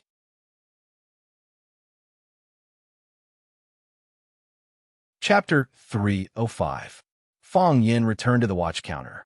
Jiang Qin held up a watch with a brown leather chain and said to Fong Yin, Mr. Fong, does this watch look good? The lady at the counter was amused and said, You two are really interesting. A girl calling her boyfriend a teacher? I've never heard of it before, Fong Yin quickly explained. I'm really a teacher, and she's my student. The lady at the counter smiled, but the way she looked at Fong Yin was a little strange. What teacher would bring his student to buy a watch? Moreover, their relationship didn't look like a teacher-student relationship. If it was really a teacher-student relationship, it proved that this guy was really a beast. He wouldn't even let go of his own student. She's here to buy a gift for her father, and I'm here to help with the reference, Fong Yin explained honestly. He was very afraid that others would misunderstand. Jiang Qin smiled and didn't care. He pulled Fong Yan's wrist over and put the watch on Fong Yan's wrist. He looked at it from left to right and said, "It looks good. It gives people a very elegant feeling when wearing it." Fong Yin took off the watch and said, "This one doesn't suit him. Your dad's wrist is much thicker than mine, and the leather chain doesn't suit him very well. You can choose a watch with an iron chain for him. It's better if it's rougher, I know." Jiang Qin nodded seriously. "I've already chosen it." As he said that, he raised another watch on a box on the counter and said, "This is the one I bought for my dad." That watch had an iron chain, the dial was bigger, and the chain was longer. It was indeed suitable for the obese Jiang Day. Fong Yin nodded and said, "This one is not bad. Your dad will probably like it." "What about this one? Do you think it looks good?" Jiang Qin asked. "This one?" Fong Yin took off the watch in his hand and put it on the counter. He said, "One is enough. Why did you buy so many?" "Sir, this lady specially chose this one for you. She said you will definitely like it," the lady at the counter said with a smile. By selling 2 watches at once, she had completed her business for the day ahead of schedule. The more sales they made, the more commission they got. "Nonsense," Fong Yin refused. "I don't need you to buy me a watch." "But I've already bought it," Jiang Qin said aggrievedly and put the watch on Fong Yan's wrist again. "Yes, sir. This lady has already paid for both watches," the receptionist said. She thought to herself that this man was really insensitive. A girl paid her own money to buy a watch for a guy, but the guy didn't appreciate it. This kind of guy was really blind. If it were me, I definitely wouldn't marry such a blockhead. Fong Yin looked at Jiang Qin and said with a serious expression, "Jiang Qin, I know you mean well, but you're still a student and there's a lot of money to be spent. Shall we return this watch? You don't have much money and you still have to buy a present for your mother, right? I'm just your teacher. I really don't need you to buy me such an expensive present." Fong Yin looked at the price tag. Each watch was worth more than 8,000 yuan. That was close to 20,000 yuan in total. For a student who was still studying, this was indeed not a small amount of money. "I've already chosen my mother's present," Jiang Qin said angrily. "Who said I don't have money? Do you know how much Sister Xia Tian paid me in Yuan Lin this time? Although I'm still a student, I've already started to make money. Sister Xia Tian said that she'll give us more opportunities to be on camera. As long as we're on camera or participate in performances, we'll get money. In the future, I'll make more money than my dad every year. Besides, why can't you accept my present? You gave me tuition, but you never charged me for it. If you didn't know Sister Xia Tian, how could Yuan Lin and I have a chance to become Sister Xia Tian students?" Yuan Lin also kept saying that she wanted to give you a present. "I don't care. I've already bought it. If you don't accept it, then I'll..." Jiang Qin raised the watch in his hand and said with red eyes, "If you don't accept it, I'll smash it. Who wants to keep a gift that can't be given out?" Fong Yin sighed softly, took the watch from Jiang Qin's hand, and said, "Okay, then I'll accept this present for the time being." "Thank you, Jiang Qin." Jiang Qin smiled and said, "You're welcome, Mr. Fong." Jiang Qin helped put the watch on Fong Yan's wrist. He looked left and right and said, "It's really nice. You really have good taste. Moreover, this is the first gift I've bought with money. It's so meaningful." Fong Yan's heart was heavy. Jiang Qin used the money he earned for the first time to buy gifts for his parents and himself. How could he bear such love? Fong Yin said with a smile, "You gave me a present. I'll treat you to dinner." "Okay, I want to eat steak." "No problem," Fong Yin said. When the staff brought the warranty card and invoice, Fong Yin and Jiang Qin turned and walked to the 4th floor of the mall. That floor was a food court with many restaurants to choose from. "What gift did you choose for Sisterly?" Fong Yin asked curiously. "Travel." Jiang Qin smiled proudly. "My mother has worked hard all her life. She used to earn pocket money by setting up a stall to support my studies. She never had a chance to go out. If I go back to Yinjing tomorrow, my mother will be reluctant. She will cry when I leave. So I secretly booked a plane ticket for her and then I will take her to Yinjing. She can accompany me and not be separated so quickly. She can also enjoy the scenery of Yinjing. Am I very smart? Fang Yin touched Jiang Qin's head dotingly and said, "That's a good idea. Sister Li has worked hard all her life. When you make money in the future, let her enjoy a good life." Of course. Jiang Qin turned her head away unwillingly. She didn't like Fang Yin touching her head. She felt like a little kid. Jiang Qin chose a French restaurant, and the two of them found a table by the window. The waiter brought the lemonade and menu. Jiang Qin took the menu skillfully and ordered. Not only did she order her own, but she also ordered one for Fang Yin that suited Fang Yin's taste. This made Fang Yin very satisfied. "Mr. Fang, I know your family is in Yinjing, right?" "Sort of," Fang Yin said. Fang Yin's home was in Yinjing, but it was still a distance from Yinjing City. It was closer to Tianjin City. In a month, the students will have their holidays. "Are you going back to Yinjing at that time?" Jiang Qin asked slyly. Fang Yin looked at Jiang Qin and said, "What evil idea do you have now? When you go back to Yinjing, we will also have our holidays. Yuan Lin and I want to walk around Yinjing. Can you be our tour guide?" Fang Yin thought about it and said, "I'll decide then. I have a lot of things to deal with after the holidays." "Okay." Because Fang Yin didn't agree immediately, Jiang Qin was a little disappointed. But she knew that Fang Yin was soft-hearted. As long as she could find a chance to beg again, he would definitely agree. It would be best if Yuan Lin, that little troublemaker, could come along as well.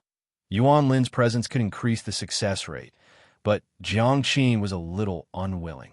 She was really conflicted. When Jiang Qin was about to drink the lemonade on the table, Fang Yin suddenly stopped her and said, "Don't move." "What's wrong?" Jiang Qin looked at Fang Yin and asked. Fang Yin took the cup from Jiang Qin and stared coldly at a red filament in the cup. If one didn't look carefully, it would be easy to mistake the red filament for the fiber in the lemon. But under Fang Yin's gaze, he could see the filament moving up and down, left and right. It was alive. Red thread snake. It could enter the human body through liquids and various carriers, and then grow and multiply in the human stomach. Finally, the densely packed red thread snake would pierce through the stomach, skin, and flesh, and then crawl out of the skin. At that time, half of its body would be in the flesh, and the other half would be outside. At first glance, it would look like its body was stained with countless red threads. The threads were floating in the wind, but in fact, the red thread snake was shaking its head. This was the strangest and cruelest way to die. Unclean? Jiang Qin also moved his little head over, looked at it carefully, and asked, "What's inside?" "Nothing," Fang Yin said with a smile. He took the initiative to take Jiang Qin's hand and said, "Let's go to another restaurant." "Ah, why do you want to change?" Jiang Qin asked. But seeing Fang Yin's big hand holding his little hand, the voice of resistance immediately became much smaller, and he said, "Mr. Fang, are you taking me to eat delicious food?"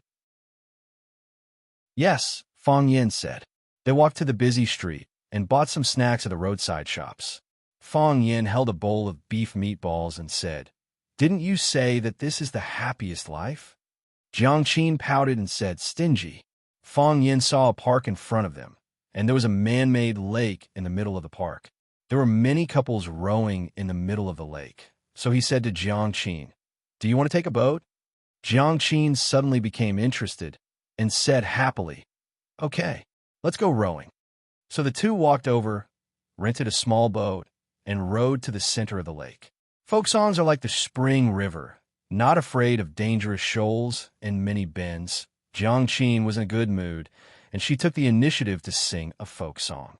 Her voice was sweet and crisp, with a young girl's coquettishness, and it attracted many cheers from the surrounding people.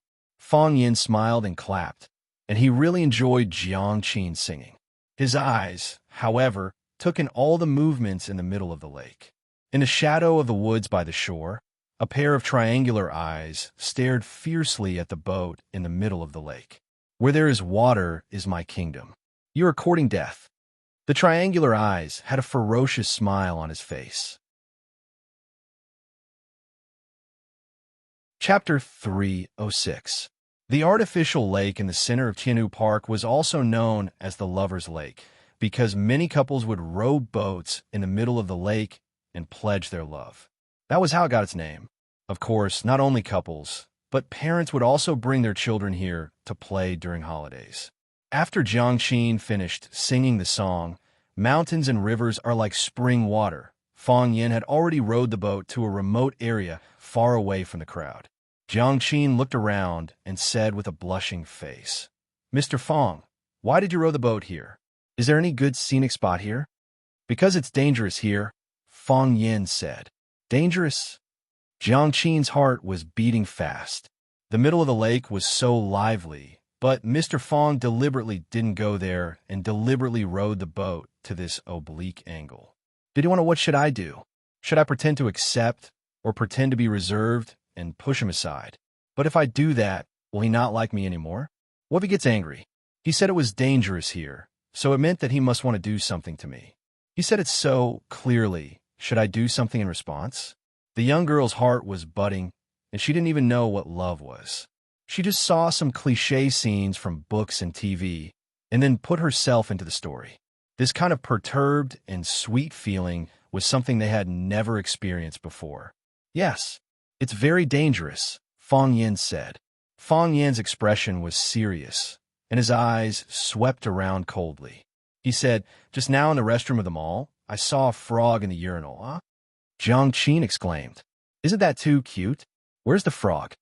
"I trampled it to death," Fang Yin said in a deep voice. "When we were eating in a French restaurant, the waiter served us a glass of lemonade with a rare little snake called the red viper. If we drank that glass of lemonade, those little snakes would suck our stomach blood and reproduce in our stomachs." "There's a snake?" Jiang Qin's eyes widened. Until then, she finally realized that something was wrong. She was in a really dangerous situation, but this danger was not brought by Fang Yin. "Yes, there are snakes." Fang Yin nodded. "I know a very powerful person. He is known as the Xiangxi Snake Monarch. I've been sending people to look for his whereabouts. Obviously, he's not going to let me go so easily. Although I don't know how the hatred between the two of us started. Today is really not a good day to meet him. At the very least, I should send you back first. However, I know that this kind of person tends to go to extremes. If I send you back, you and your family may suffer. He has been following us, and I can't guarantee that he won't do anything to your family." "So you used us as bait?" Jiang Qin asked. She was naturally intelligent, and Fang Yin had already said it so clearly. How could she still not understand? "Yes," Fang Yin nodded. "He is a big monster. He can use all kinds of poisonous snakes and fierce beasts. The frogs in the toilet, the red-line snakes in the cup, and even a group of poisonous snakes and scorpions might crawl out from under the blankets when we were lying on the bed. He hid in the dark and gave commands remotely, making it impossible for us to defend against these killer moves. He could try 100 times, but if we get hit once, everything will be over." There was one more thing that Fang Yin didn't mention. Whether it was the poisonous frogs, or the poisonous snakes, or the upcoming assassination, the Snake Lord was trying to force her to abdicate. If a person followed you like gangrene, plotted against you, and plotted against you, then you would not be able to escape. Be on your guard when you eat, be on your guard when you sleep, be on your guard when you open your eyes, and be on your guard when you close your eyes. It was easy for a person to become mentally and physically exhausted when living in a state where every bush and tree was an enemy. This would shake Fang Yan's indifferent state of mind. If the tranquil state of mind was damaged, the heart of Taiji would be covered in dust. No Tao seeker would be willing to face the fact that their cultivation did not advance and instead regressed. At that time, as long as Fang Yin made a small mistake, the Snake Lord would attack and kill Fang Yin. The Snake Lord could wait, but Fang Yin couldn't. Fang Yin had the ability to protect himself, but what about the people around him? What about his students? Fang Yin's plan to lure the enemy was to put himself in a desperate situation. He knew that he was taking a great risk by doing this. He even took the initiative to pull the battle line to the lake, where the Snake Lord was best at fighting. The Snake Lord was king when encountering the water. He believed that the Snake Lord would not be able to resist such a temptation. He would not be able to resist. Jiang Qin sat down quietly, looked at Fang Yin, and asked, "What can I help you with?" "You don't have to do anything," Fang Yin said gently. "Just sit there quietly. No matter what you see, don't panic. I will do my best to protect you. As long as I'm alive, you will be alive as well." There was something else that Fang Yin didn't say. If he died, Jiang Qin would probably not be able to survive either. But this was the only choice. It was also the best choice. He was confident in himself. "I believe in you," Jiang Qin said. "I'm not afraid at all. I know that you will protect me anyway." Not only was she not afraid, but she even took out 2 pieces of gum from her bag. She forced one into Fang Yan's mouth and kept the other in her mouth. She looked around but didn't see anything unusual. "He's here," Fang Yin said. As soon as Fang Yin said that, the calm surface of the lake began to ripple. At first, it was only a slight tremble like water being blown by the wind. But soon, the waves began to roll like boiling water towards the boat that Fang Yin was on. Whoosh! The loud sound of water could be heard. Then, countless toads jumped up from the bottom of the water. Because there were too many of them, and they were too densely packed together, they looked like an ugly monster that had emerged from the bottom of the water. The poison on the toads' bodies wasn't brown, but dark red. It was as if they had acne that was about to mature. Their eyes weren't black, but dark red. They didn't scream, and their bodies looked stiff when they jumped. Zombie toads. They fed the toads with corpse energy and let these toads absorb the corpse poison. In the end, they became the most evil and ferocious poisonous creatures in the world. The difference between zombie toads and other poisonous snakes was that they could be bred in batches. They only needed to use ordinary toads as raw materials and let them live in the land of extreme negative energy for 3 years. In order to deal with Fang Yin, Snake Lord used all the zombie toads he brought out. The zombie toads were controlled by Snake Lord. One by one, they pounced towards Fang Yin and Jiang Qin on the boat. Jiang Qin was so scared that her face turned pale. She didn't even know that she had swallowed her gum. She had promised Mr. Fang that she wouldn't panic no matter what happened. But these toads were too ugly and disgusting. Although they hadn't bitten her yet, Jiang Qin already had goosebumps all over her body. Fang Yan's face was dark, and his eyes were as sharp as daggers. The heart of Tai Chi was fully activated, and the Tai Chi realm instantly appeared. Then, everything around him appeared in his mind. The toad's wide, open mouth, the bulging red pustules on its body, the water droplets on its body when it jumped, the dead leaves rippling in the middle of the lake, and the white stripe running away in a panic, wagging its tail. Jiang Qin jumped into Fang Yan's arms. Fang Yin hugged Jiang Qin with one hand and slapped the surface of the lake with the other. The clouds were calm, but the clouds were surging. Cloud expelling palm. Boom! It was as if a miniature bomb had been dropped on the bottom of the lake. The water rippled more than 10 feet high, and a human wall appeared out of thin air, blocking the zombie toads. What was more shocking was that there was a vacuum between the boat and the water wall. The lake water was swept up by Fang Yan's palm, and the black silt was exposed. There was also a small fish jumping and struggling in the silt in fear. It couldn't understand why all the water on its head had suddenly disappeared. The zombie toads were blocked by the water wall, but they continued to charge towards Fang Yin. Bang, bang, bang. The sound of knocking could be heard incessantly. The curtain of water was like a solid wall. The toads charged forward again and again, but one by one, they fell into the water. Because of this, the boat that Fang Yin was in was like an arrow that had been released from a bow, and it flew away. When the boat was far away, the water curtain came crashing down and covered the silt again. The zombie toads regained their freedom, and once again chased after Fang Yan's boat. Clap, clap, clap. They jumped stiffly, and the ones below pushed against the ones above, while the ones above jumped higher and further towards Fang Yan's boat. When they got close, Fang Yin struck out with his palm again. Boom! The toads were blocked by the water wall again. This time, it didn't just block them. The water wall turned into a water dragon, sweeping towards them. Roar! Wherever the water dragon passed, the toads all disappeared. When the water dragon disappeared, they popped their heads out of the water in a daze, not understanding how they got here. It was also when Fang Yin struck again that the Snake Lord appeared. It leaped out of the water at the bow of the ship and clawed at Fang Yan's head. He wore a black steel finger glove on his right hand, and each finger glove was smeared with the Snake Lord's blood. The snake blood couldn't be washed away by the wind, and it could exist for hundreds of years.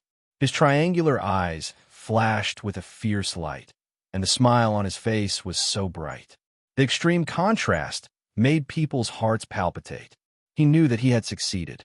After guarding for so many days, he succeeded overnight. He wanted to crack open Fang Yan's skull and carve out 5 holes on the top of his skull. Then he would use them to raise zombies. Only a zombie that had eaten a human's brain could become a ghost king. Yes, he was currently lacking an intelligent ghost king. Chapter 307. After a punch was thrown, one needed to retract it and accumulate strength again. That way, the next punch would have the same amount of strength. The same went for human strength. The most dangerous state was the blank period when one's old strength had been exhausted and new strength had not been generated. That was when the human body's defense was at its weakest. If one could find this point, even someone who was far weaker than oneself could take the opportunity to win. The Snake Lord had been lurking under the water for a long time. First, he attacked Fang Yan with the zombie toad. When Fang Yan counterattacked with his palm, he finally found an opportunity to attack. Since he was called the Snake Lord, he was naturally good at swimming. He was more carefree in the water than on land. When he jumped out from the bottom of the lake, he barely brought up any water droplets, nor did he make any sound. Like a water ghost, he suddenly emerged from the water without a sound, catching people off guard. Timing, location, and people. The Snake Lord thought that he had the upper hand, and he was confident that he could scratch Fang Yan's skull with one claw. However, at this moment, something surprising happened. Fang Yan suddenly turned around with a gratified and sarcastic smile on his face. "You finally came out. You finally came out?" This was a conspiracy, a trap. The Snake Lord knew better than anyone else. Fang Yan had long known of his existence, and he had long known that Fang Yan knew of his existence. He knew that he was not deceived. When Fang Yan discovered his existence, he still dragged the battlefield to the center of the lake to lure him out to fight to the death. Fang Yan thought that he could get rid of the Snake Lord by inviting him into the lake, but the Snake Lord thought that he was the king who could win in the end. When the Tao rises 1 foot and the devil rises 10, who will attain the Tao? Who could become a demon? Now, his claws were about to pierce through his scalp and pierce through his skull. What could he do? Crack! The Snake Lord's claws could not reach out. There was a big hand on his arm. That hand grasped the major acupuncture points on his arm, such as Zhigo, Huizong, and Lao, numbing his body and making him unable to move. His leaping body was still suspended in the air. However, that was not because his ability to stay in the air was amazing, but because Fang Yan had lifted him up in the air. His body was in the hands of Fang Yan, and his life was also in the hands of Fang Yan. He couldn't believe his own eyes. Fang Yan was obviously exhausted, and his body didn't even have time to turn around. How did he grab his wrist first? The Snake Lord did not know that after the Taiji heart was unleashed, his speed in the Taiji realm was not worth mentioning in Fang Yan's eyes. Intercepting his attack was not a difficult task. The Snake Lord's expression changed unpredictably. In the end, it became as fierce as ever. "How did you do it?" Snake Lord asked in a hoarse voice. Looking at the pair of triangular eyes and the patches of skin on his face that looked like snake scales, Fang Yan felt nauseous. The poison attacked his heart and seeped into his body. His body actually had some characteristics of a poisonous snake. As a Libra who loved beauty and had high taste, he really couldn't stand a human who looked like this. "I wanted to do it, and I did it," Fang Yan said with a smile. Crack! Fang Yan used his strength and crushed one of Snake Lord's arms. This monster's body was full of poison, and he could use those strange poisons. Fang Yan didn't want to give him any chance to fight back. Fang Yan didn't want something stupid like failing in an easy task to happen to him. "Ah!" Snake Lord screamed. He was clearly in so much pain that his facial features were scrunched up, but there was a cruel smile in his eyes. When he opened his mouth, a stream of red blood sprayed toward Fong Yan's face. Puff! Snake Lord's most poisonous skill was not his killing technique, but his poisonous fangs and poisonous blood. The poisonous blood stained his body and rotted his skin and flesh.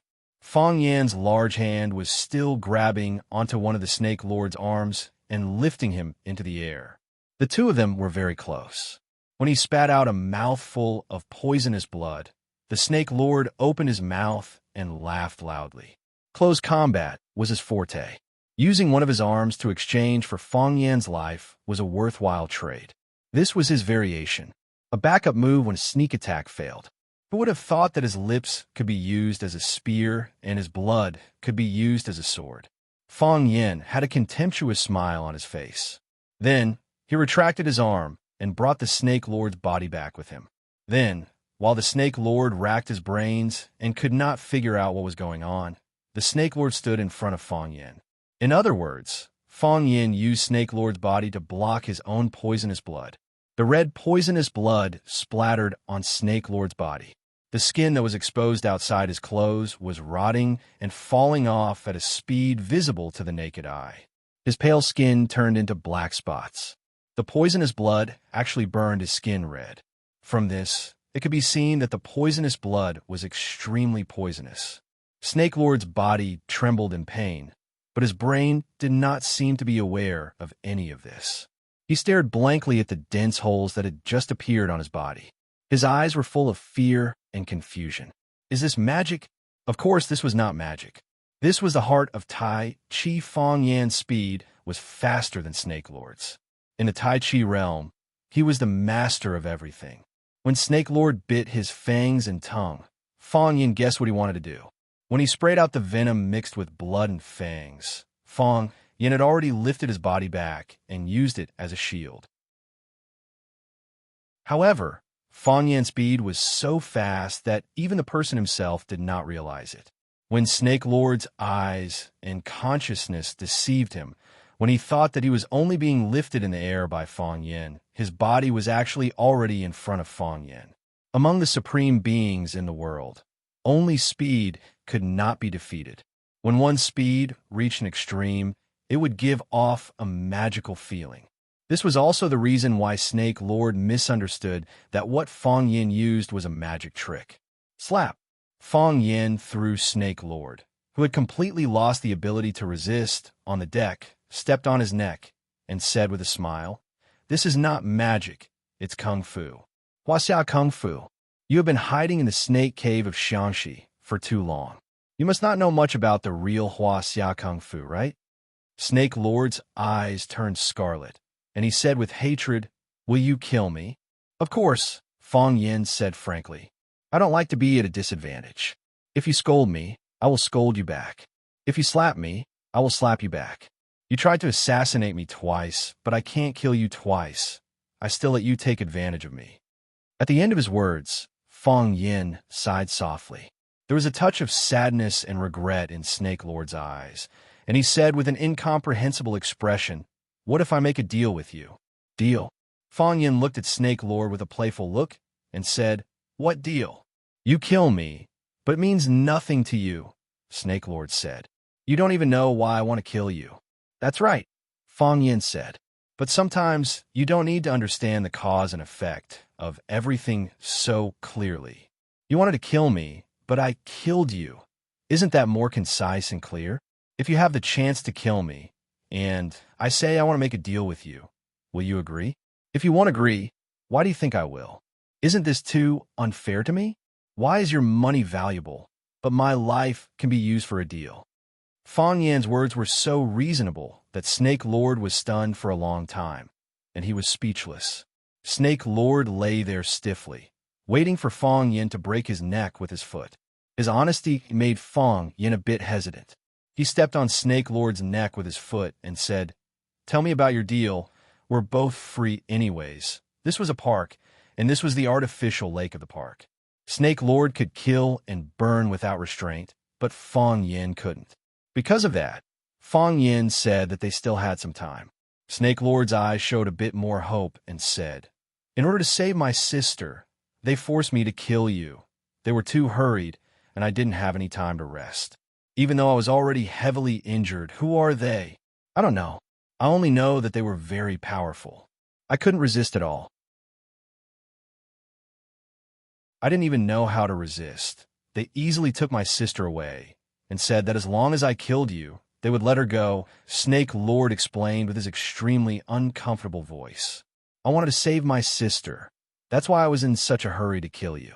The first time, on Shisha Mountain, when I was about to succeed, an old Taoist ruined my plan. This time, I failed again. I knew that as long as I died, they would kill my sister. Only if I lived could my sister live. If I died, my sister would also die, your sister? Fang Yin stared at Snake Lord's triangular eyes and thought, what kind of person is this guy's sister? Yes, she's the only family I have in this world. Snake Lord's expression became gentle. A rare hint of affection that shouldn't have appeared on his face appeared in his eyes. She's the only one who doesn't despise me for being a monster, the Snake Lord that everyone fears. She's the only family I have in this world. And the only one who's willing to listen to me. Fang Yin actually felt a bit of sympathy for him. This guy was really pitiful. Because of his ugly appearance, he was probably a freak in other people's eyes since the day he was born. His parents despised him, his companions feared him, and no one wanted to be friends with him or even get close to him. He could only talk to flowers, grass, and every tree in his forest. Luckily, he had a sister. She didn't want him to look ugly. She didn't despise him for being with snakes. She was willing to talk to him and even sang him a not-so-pleasant mountain song. That was his life, a treasure that he swore to protect with his life.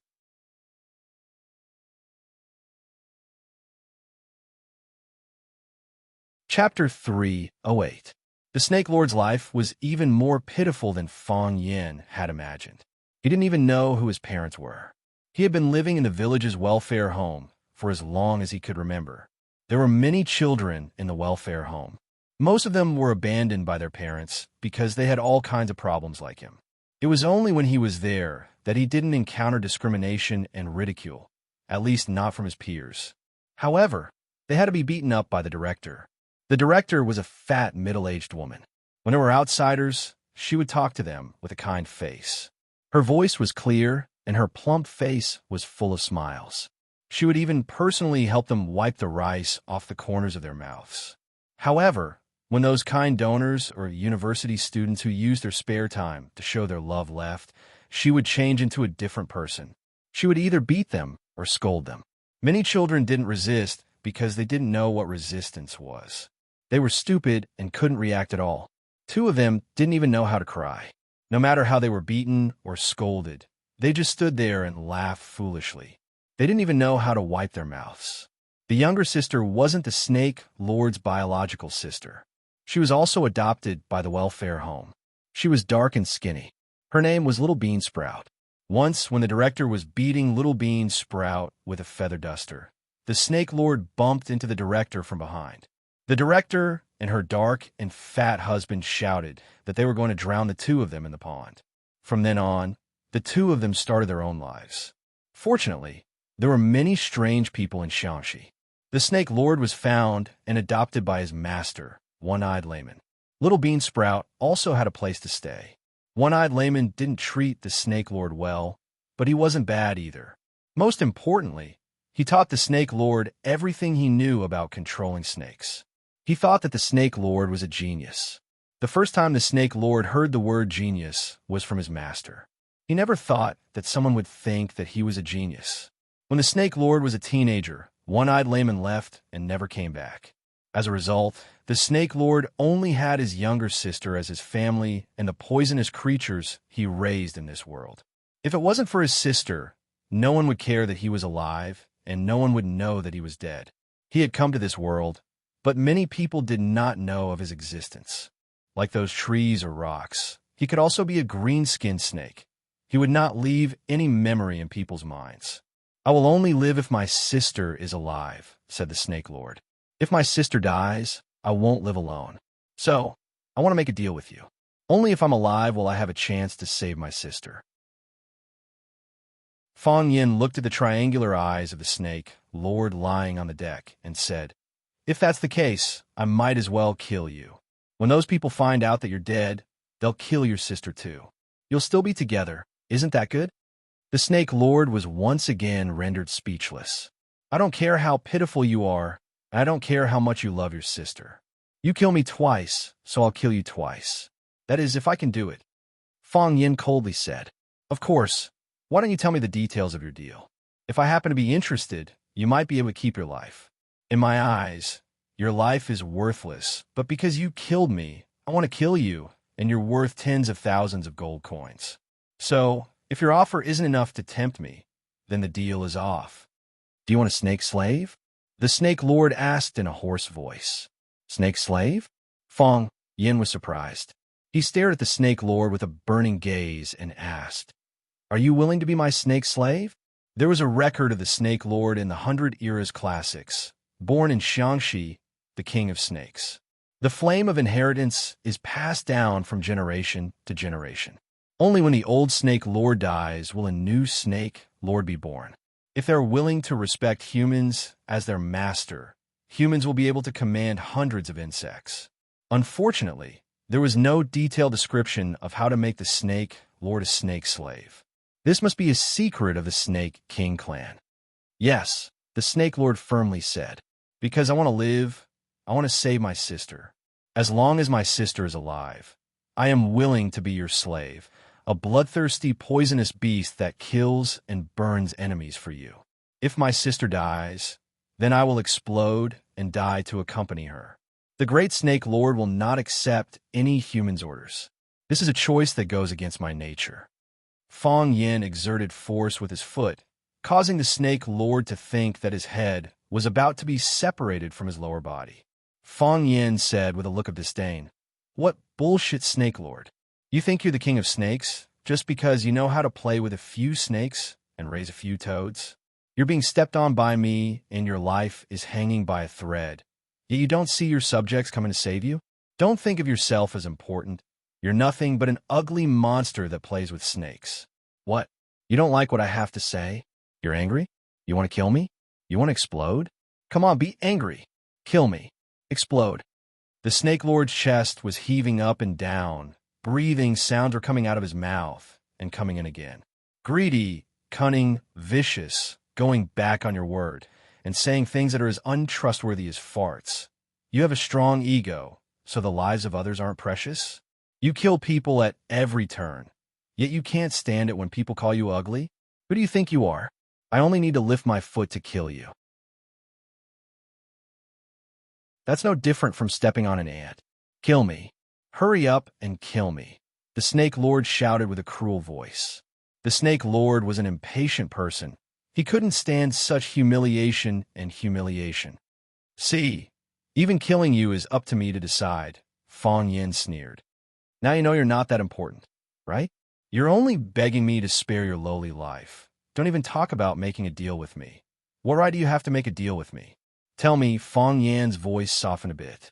"How do you want to become my snake slave?" The snake lord's triangular eyes hesitated for a split second, but still spoke up.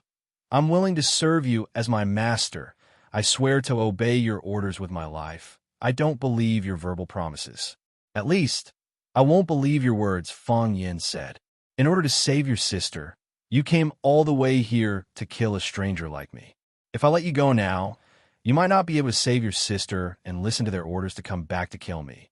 Would I do such a stupid thing?" The snake lord's expression kept changing, but in the end, he gritted his teeth and said, "I'm willing to make a blood oath." "A blood oath? A blood oath? No need. I don't want your dirty blood to stain my clothes. I'll give you the snake eye," the snake lord said. "Snake eye?" Fong Yin was secretly happy, but didn't show it. "What's that? Tell me. If it's not good, then this deal is over. I don't have the patience to keep you company. Give me a bit of power," the snake lord said. The tip of Fong Yan's foot loosened a bit, allowing the snake lord to gain a bit of power. His hands could move. His feet could move. His head could also move. However, all of these movements were under Fong Yan's control. He knew that if he resisted even the slightest bit, a thunderous strike would be waiting for him. Just one strike would be enough. After one strike, he would die. The Snake Lord took off the black iron glove on his finger, then suddenly reached out with his claw and gouged out his left eyeball. Blood and flesh. Blood splattered everywhere. The Snake Lord took out a cowhide bag from his pocket and put his eyeball into it. He then gave the blood-stained pouch to Fong Yin and said, "This is the snake eye that I've painstakingly practiced for 20 years. Now, I'm your true snake slave. My life and death are in your hands. If you show even the slightest bit of dissatisfaction, I'll be devoured by your poisonous blood. If you crush the eyeball in the bag, no matter how far I am, I will die on the spot." Fong Yin took the bag and weighed it in his hand. He said, "Why should I believe what you said? What if I let you go and you disappear in the blink of an eye? Do you think it's a snake's eye just because you say so? If I crush it and you still don't die, wouldn't that be a huge loss for me? No matter what, it's a good deal for you to exchange an eyeball for a life." A red hole formed by red flesh appeared in the Snake Lord's left eye, and black blood kept oozing out of the black hole. Therefore, when he was angry, his face became even more ferocious, and the black blood flowed even faster. His face was covered in blood, and even the deck of the ship was covered in puddles of blood.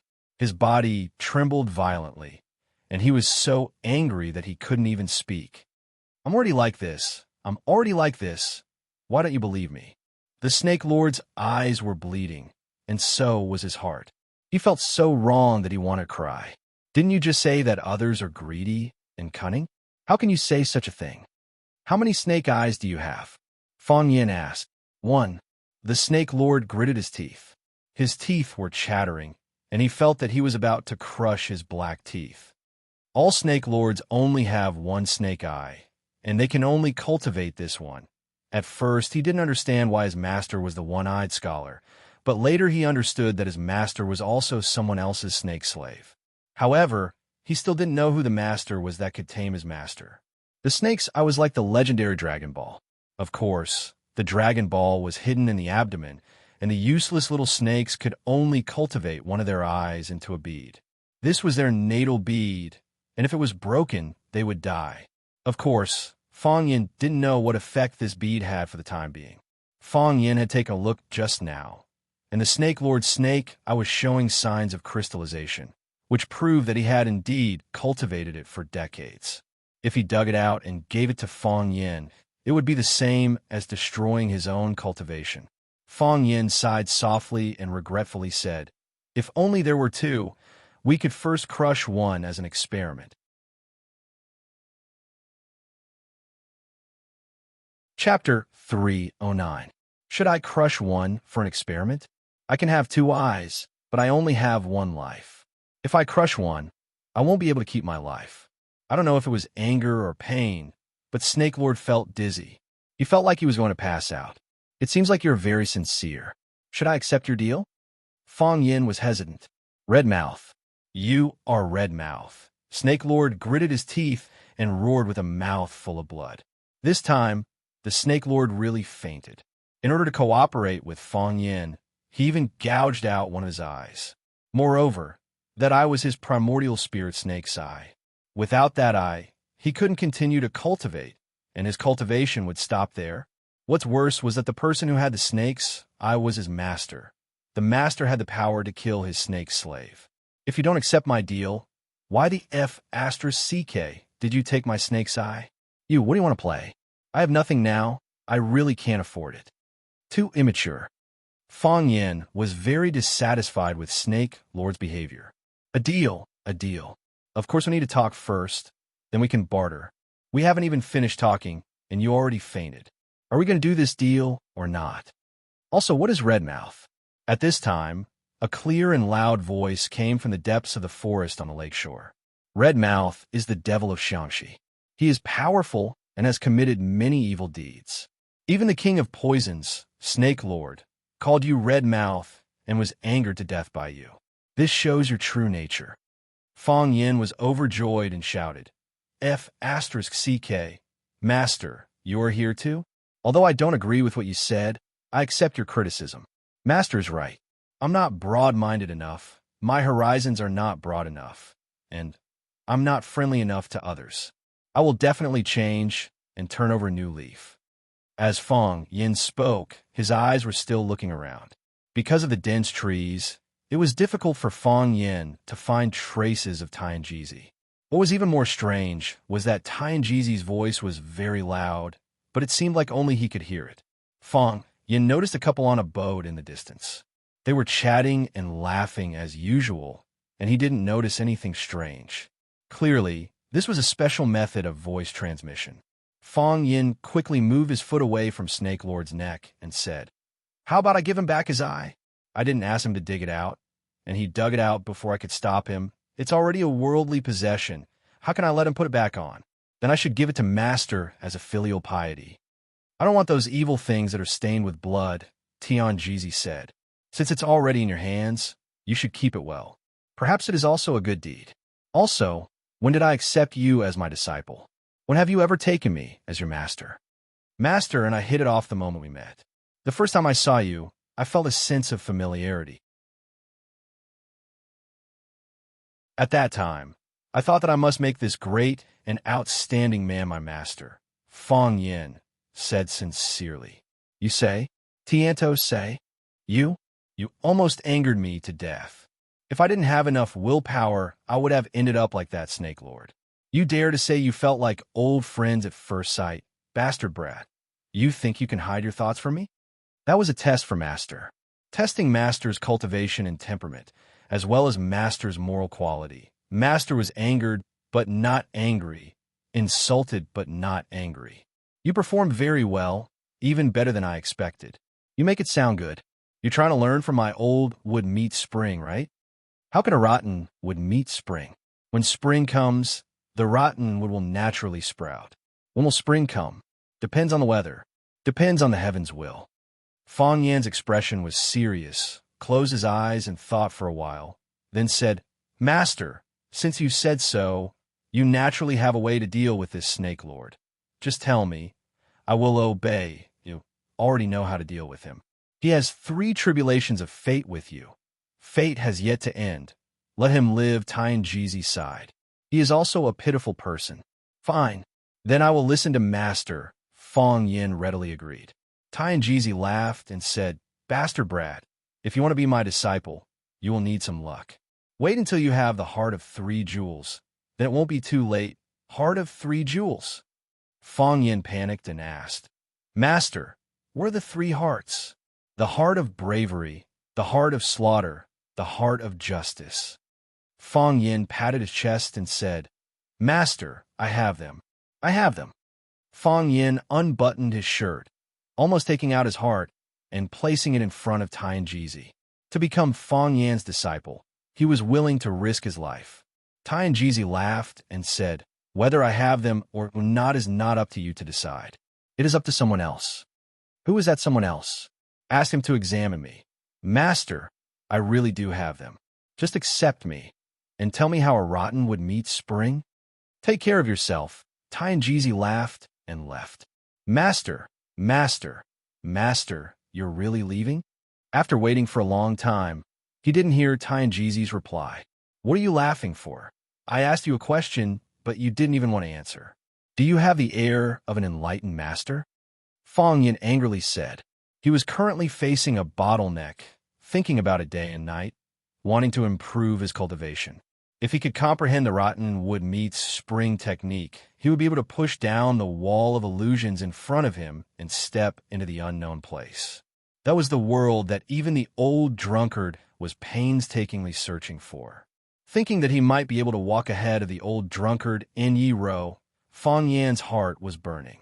Bastard Tianjizi's voice suddenly came. At the same time, Fang Yin felt a strong force slapping towards the boat.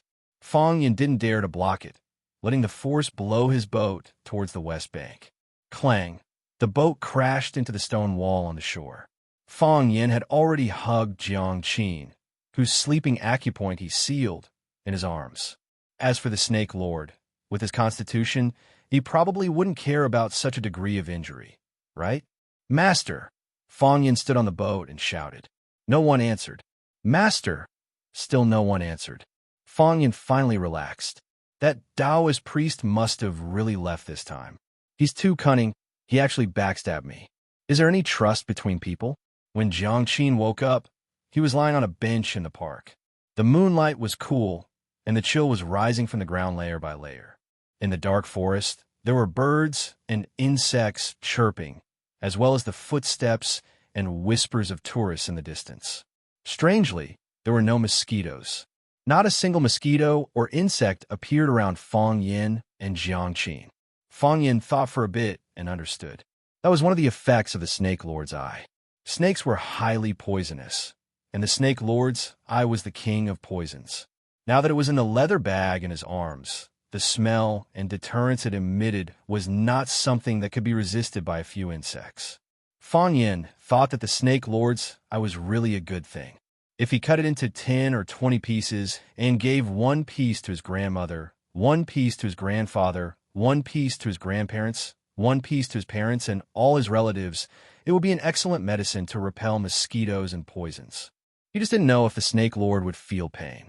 Jiang Qin's long legs were placed on the chair, but her head was resting on Fang Yin's thigh. Her shoulder was covered with a coat.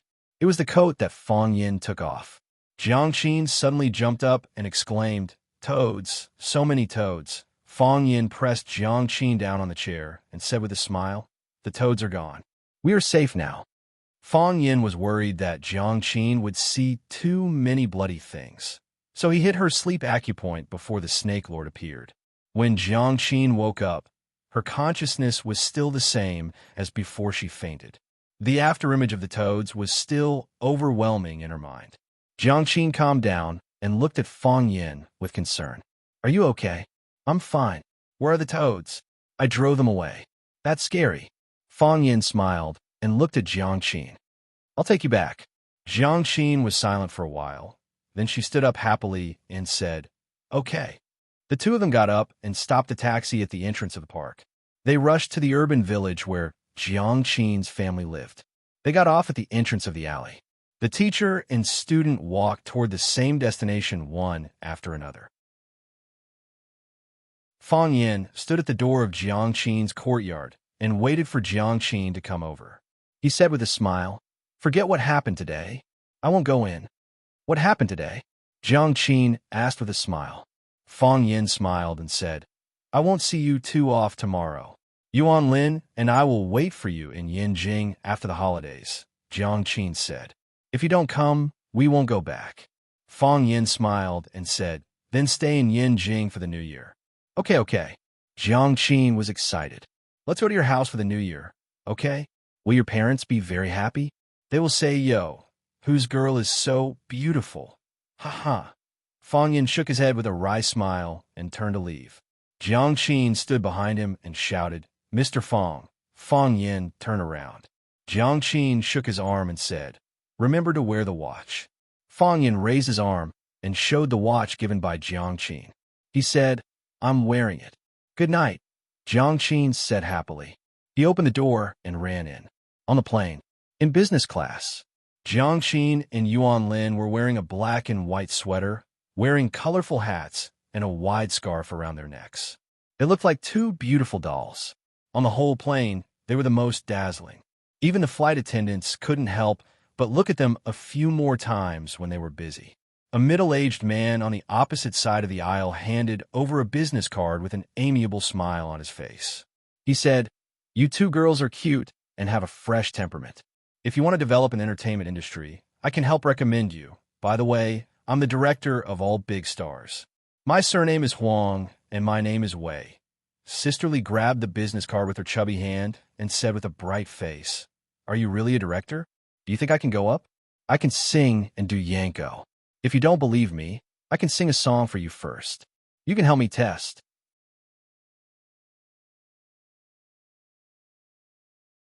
Chapter 310.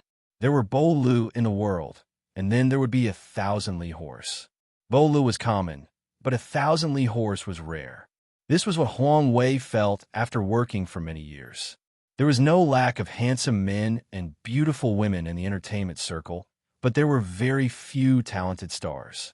Beautiful women were everywhere, and it was rare to see someone who could sing and act well. After the era of Tangzhong, there were only 2 or 3 stars who could be thrown to the international stage to support Hua Xia's entertainment circle. Xia Xia was an all-rounder, but her temperament was too calm, and she didn't fight for anything, so there was less excitement to watch. Therefore, Huang Wei felt that it was necessary to find more backup talents for the entertainment circle. When he saw Jiang Qin and Yuan Lin, he had a feeling that his eyes lit up. It was not only because they were beautiful, but also because their temperament was quite attractive, pure and untainted, pure and natural. Good seedlings, Huang Wei secretly praised in his heart. After observing them again and again, he felt that these 2 little girls were smart and lovely, and he wanted to take them under his hands. However, as a big shot, he told himself that he must be steady at this time. He hoped that what would happen next would be like this. The 2 girls would glance at him from time to time and discuss in low voices.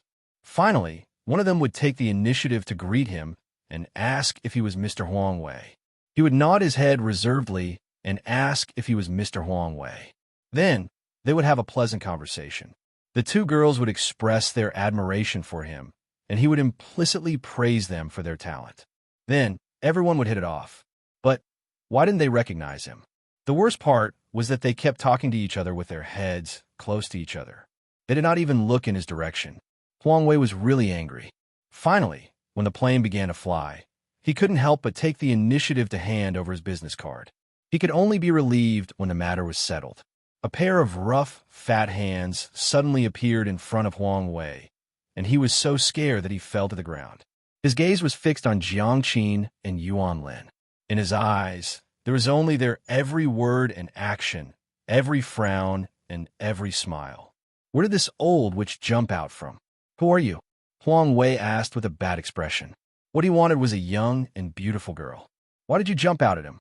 Huang Wei was not satisfied with Sister Li, and Sister Li was even more dissatisfied with Huang Wei. Pervert. This was Sister Li's first impression of Huang Wei. From the first time she saw Huang Wei, she saw this old man staring at her daughter and Yuan Lin. Of course, he mainly stared at her daughter, because her daughter was more beautiful. It was Sister Li's first time to take a plane. She was a little nervous and even a little airsick, so she closed her eyes and rested as soon as she got on the plane. This was also the reason why Huang Wei completely ignored her. She hardly talked to Jiang Qin and Yuan Lin, which made Huang Wei misunderstand that she was an independent passenger. Although her eyes were closed, but of sisterly, she was Huang's words. Although she was B. She, too, she said. Wei, Li. She insisted on not falling asleep, because she wanted to prevent this old man from laying his hands on her daughter. Sure enough, her waiting was not in vain.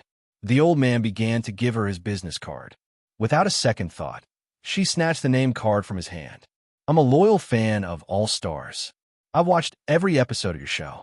Sometimes I watch it when I'm cooking, sometimes I watch it when I'm washing clothes. If I go to set up a stall, I watch the reruns when I come back.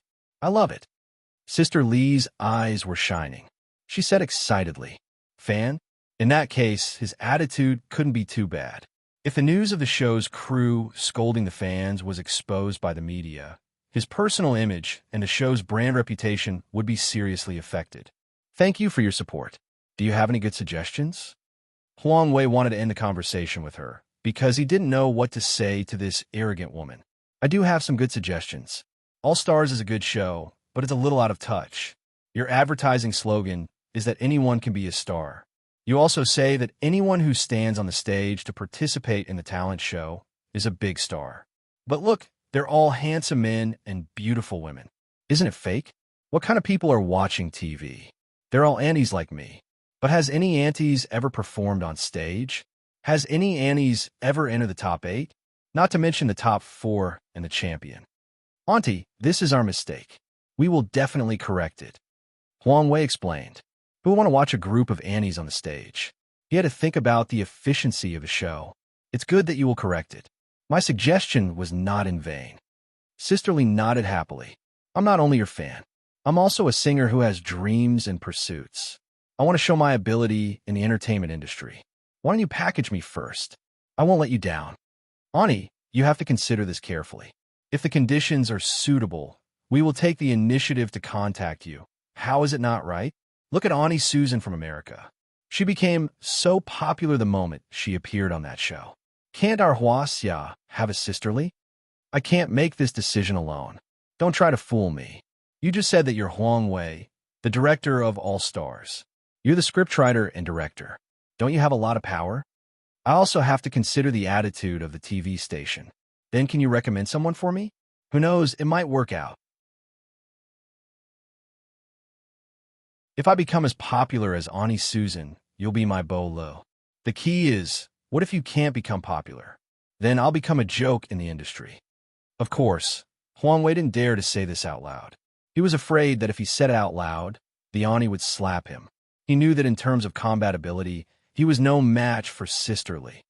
I will consider it carefully. Huang Wei said. Do you mean you won't consider it? If you don't believe me, I'll sing for you. There's really no need. This is a playing. That's great. Let everyone listen and help me verify it.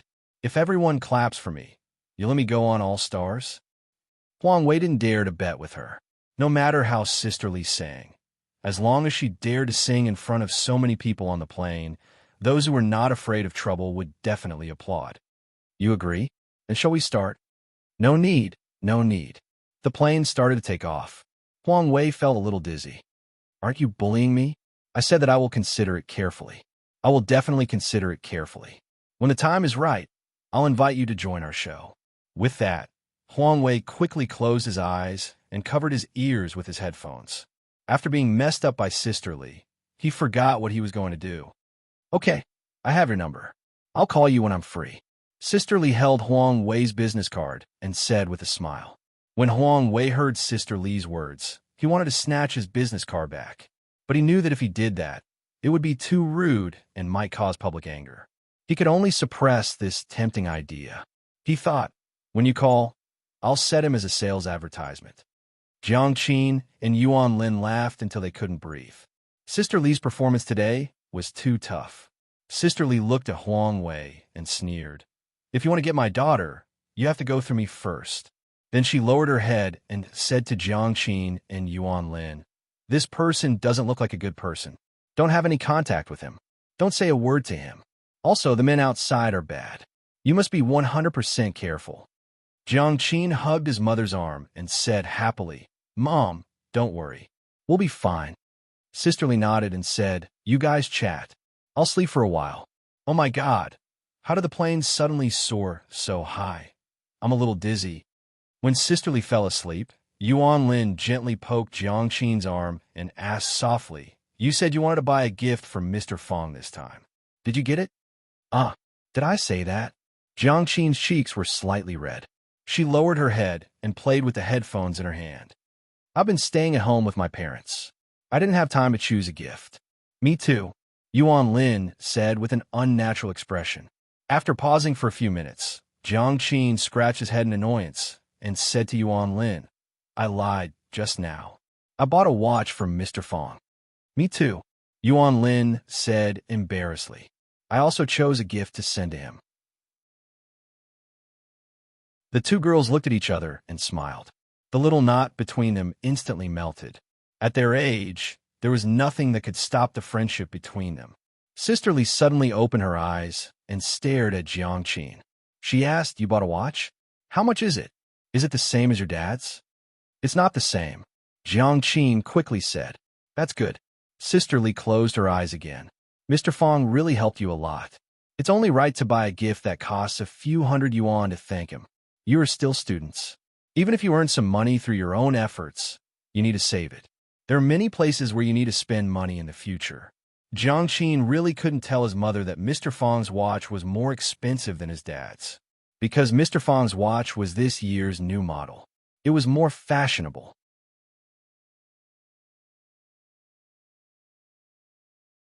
Chapter 3:11. Good morning, Teacher Zhang. Teacher Zhang looks so energetic today. Teacher Li, are you having tea? Teacher Qin, I knew the newspaper would be in your hands. When Fong Yin walked into the office, he greeted every teacher he met with a smile. Because Lu Chaoga had acquired Rosefinch, Fong Yin was Lu Chaoga's spokesperson in the school. Therefore, his seniority in the school was very low, but his status was very high. No one would come to attack or expel him. That would be asking for humiliation. However, Fang Yin was a good man who was neither arrogant nor conceited. Although he had made a comeback from the grassroots, he would not put on a high and mighty attitude. No matter which teacher he met, he would take the initiative to greet them. In the office, he would also do some small work like changing water and mopping the floor. He would even often share the good tea he got from his grandfather and Lu Chaoga with everyone to taste. He truly respected the elders, united his colleagues, treated people with sincerity, and tempted them with politeness.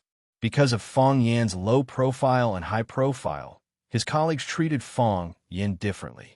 Everyone smiled when they saw him, and people often invited him to dinner parties.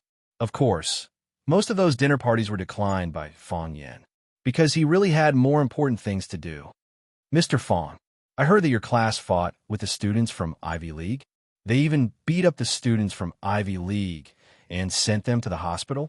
Teacher Zhang, who was wearing a red woolen coat, held the teacup in his hand and looked at Fang Yin and asked, Teacher Zhang, you heard about it too? Fang Yin asked with a smile. I heard about it too, Teacher Li said. I heard that Chang Qingting and the others are arguing, saying that they won't let us have it easy. I have a university classmate who is a teacher in the Ivy League's key class. It's common for students to have some friction between them. What right do they have to argue? What right do they have to say that they won't let us have it easy? In the past, when Ivy League students bullied our students, why didn't they have such a big reaction? Exactly. Their students are treasures, but our students are weeds? You've gone too far. Seeing the anger in the office and everyone standing on his side, Fang Yin felt warmth in his heart. Regardless of whether they were sincere or not, this feeling was much more blissful than when he faced all the storms alone in the past. Fang Yin smiled and said, Don't worry, everyone. The matter has been resolved. It's settled? Teacher Zhang asked with a puzzled face. Did you apologize? No, you're right. It's no use apologizing. If they don't let it go, Director Li Mingqiang or Vice President Chen will have to deal with it. They have high standards. Director Li Mingqiang and Vice Principal Chen should have just found out about this. Is that Principal Zhang? Fang Yin waved his hand and said, Headmaster Zhang is busy with work. How can he have time to deal with such a small matter? No one showed up. Teacher Li, who was skinny but had always been intelligent, looked at Fang Yin suspiciously and said, Ivy League is so easy to talk to this time. It wasn't like this in the past. Fang Yin smiled and said, Maybe they know they're in the wrong. At this moment, the deputy director of the principal's office, Zheng Jing, walked up. Zheng Jing was the person Jiang Huan arranged to assist or monitor Lu Chaoga in the school. After Lu Chaoga left, Zheng Jing became a useless chess piece. Jiang Zhulu gave up on him, and Lu Xiaoga wouldn't take him away. Therefore, he became a dispensable person in the office, and his life was very miserable. After not seeing him for a long time, Zheng Jing's fat face had lost a lot of weight. He looked at Fang Yin with a smile and said, Good morning, Mr. Fang. When I came, I thought you weren't in the office. I was going to go to your house. I didn't expect Mr. Fang to come to the office so early. Mr. Fang never leaves early and is never late, Teacher Zhang said aloud. That's right. If we can come, why can't Mr. Fang come at such a young age? Someone added, You're talking as if Mr. Fang is often not in the office. This attack was even more vicious. There was no problem with Zheng Jing's words. If he still had the prestige of the previous deputy director, even if there was a problem with his words, everyone would pretend that they didn't see the problem. However, Zheng Jing, who was now hated by everyone in the school, had offended a large group of people because of a sentence to please Fang Yin. That loophole was infinitely magnified. If they were allowed to continue, Zheng Jing would become a heinous criminal who would be dragged out and thrown into the frying pan of hell. There was no anger or embarrassment on Zheng Jing's chubby face. He just kept bowing to the teachers and said, I said the wrong thing. I said the wrong thing. I should be punished before the holidays. I'll treat everyone to a meal as an apology. Everyone in this office, please give me a chance to apologize. Zheng Jing's posture was so humble that no one dared to attack him again. Fang Yin looked at Zheng Jing's performance and asked, "What did Director Zheng want from me?" "It's the deputy director." "The deputy director." Zheng Jing corrected him seriously. The smile on his face was thick. It could be said that he was joking, but it could also be said that he was very serious about the way he addressed him. After this incident, Fang Yin finally realized Zheng Jing's excellence. "Mr. Fang, Principal Zhang asked me to invite you to his office." "Principal Zhang Xiaofeng? Do you know what's the matter?" Fang Yin looked confused. "Something good," Zheng Jing said with a smile. "When I went in, I overheard a few words. It was Principal Zhong Dei from the IV school who came to apologize. Principal Zhang thought that you should go and show your face. IV school apologizing? And it was Principal Zhong Dei of the IV school who came to apologize personally? That crazy principal? That Zhong Dei who said that as long as he was in the IV school would suppress the Flower City High Middle School? Hiss! Everyone sucked in a breath of cold air. All the teachers present were filled with excitement. They felt that this was an exhilarating and gratifying matter for everyone. Fang Yan's eyes were slightly confused, but he immediately understood. For so many years, the Vermilion Birds' results had always been suppressed by the Ivy League, and the Ivy League was extremely proud and arrogant. In many of the exchanges between the two schools, the Ivy League had never shown the slightest mercy, and they had beaten the Vermilion Bird until there was not a single piece of skin left unscathed. The teachers who had worked in the Vermilion Bird for many years, or even decades, felt that humiliation too deeply. Is there anything more painful than them hurting you and not taking you seriously? Now that they heard that the crazy principal of the Ivy School came to the school personally to apologize, it was not strange for them to have such a reaction. Fang Yan, what's going on? Why did Zhong Dei come personally? Yes, that's Zhong Dei. Has he ever come to our Rose Finch before? Yes. At that time, an official from the Department of Education asked him to evaluate his competitor, Rose Finch. He said that Rose Finch was not his competitor. Fang Yin smiled and said, "It's good that he came. I'll go take a look." "Hurry up. Don't let Principal Zhang wait too long." The teachers urged one after another. Originally, Zheng Jing led the way in front and led Fang Yin to the administrative building where the principal was. However, after going out, Zheng Jing habitually fell behind Fang Yin by one step. Fang Yin did not turn his head and said, "There's no need. You know, I don't care about this." That's because Mr. Fang is of noble character and unquestionable integrity. I can't let people say that I don't have manners. Zheng Jing replied with a smile. "Zheng Jing, why didn't you leave?" Fang Yin asked aloud. Zheng Jing's face darkened, and he said dispiritedly, "Leave. I have to leave eventually. I knew that this day would come sooner or later, but I still had a trace of illusion in my heart. I was a dog abandoned by that person in the school. I would follow wherever he chased me, and I would bite whoever he told me to bite. I understand the logic of a new ruler having a new court. I offended you and betrayed Principal Liu. When the news that Principal Liu bought Rosefinch came out, I knew my fate." Zheng Jing sighed softly and said, "But I was reluctant to do so. I liked the school and the relaxed and comfortable atmosphere of the school. I was really tired of those intrigues." But out of the school, where doesn't there need to be intrigues? There are also intrigues in the school. After all, it's much simpler and simpler. To tell you the truth, everyone thought that I was in a difficult situation during this period of time and lived a miserable life. But they didn't know that this period of time was the most comfortable and happy life I had since I entered Rosefinch. I didn't have to be stuck between Principal Liu and that person. I didn't have to worry about what to do with Principal Liu today. I didn't have to follow Principal Liu all day like a thief. Under Principal Liu's gaze, I often felt that I couldn't breathe. I was a spy, and the place where I was undercover knew that I was a spy. Do you think that kind of life is for a person? Now that Principal Liu left, that person also felt that I had no value and kicked me away. So what if I was laughed at by my colleagues? So what if I listened to a few sarcastic remarks? Compared to that kind of torture before, it was like living in heaven now. So I have been waiting. I knew that as long as you didn't say anything, no one would take the initiative to kick me out. I have been waiting for you to say something. Sometimes I also prayed, hoping that you would forget me, a nobody, and let me idle away in this rose finch for the rest of my life. Zheng Jing's face was sad and said, "Since you said it today, it seems that I can't hide anymore. I will write my resignation letter today." Fang Yin had already stopped and looked at Zheng Jing's performance with a strange expression, saying, "You must have practiced for a long time for this day, right?" Zheng Jing looked at Fang Yin with a face full of horror. Was this guy a demon? How could he know everything?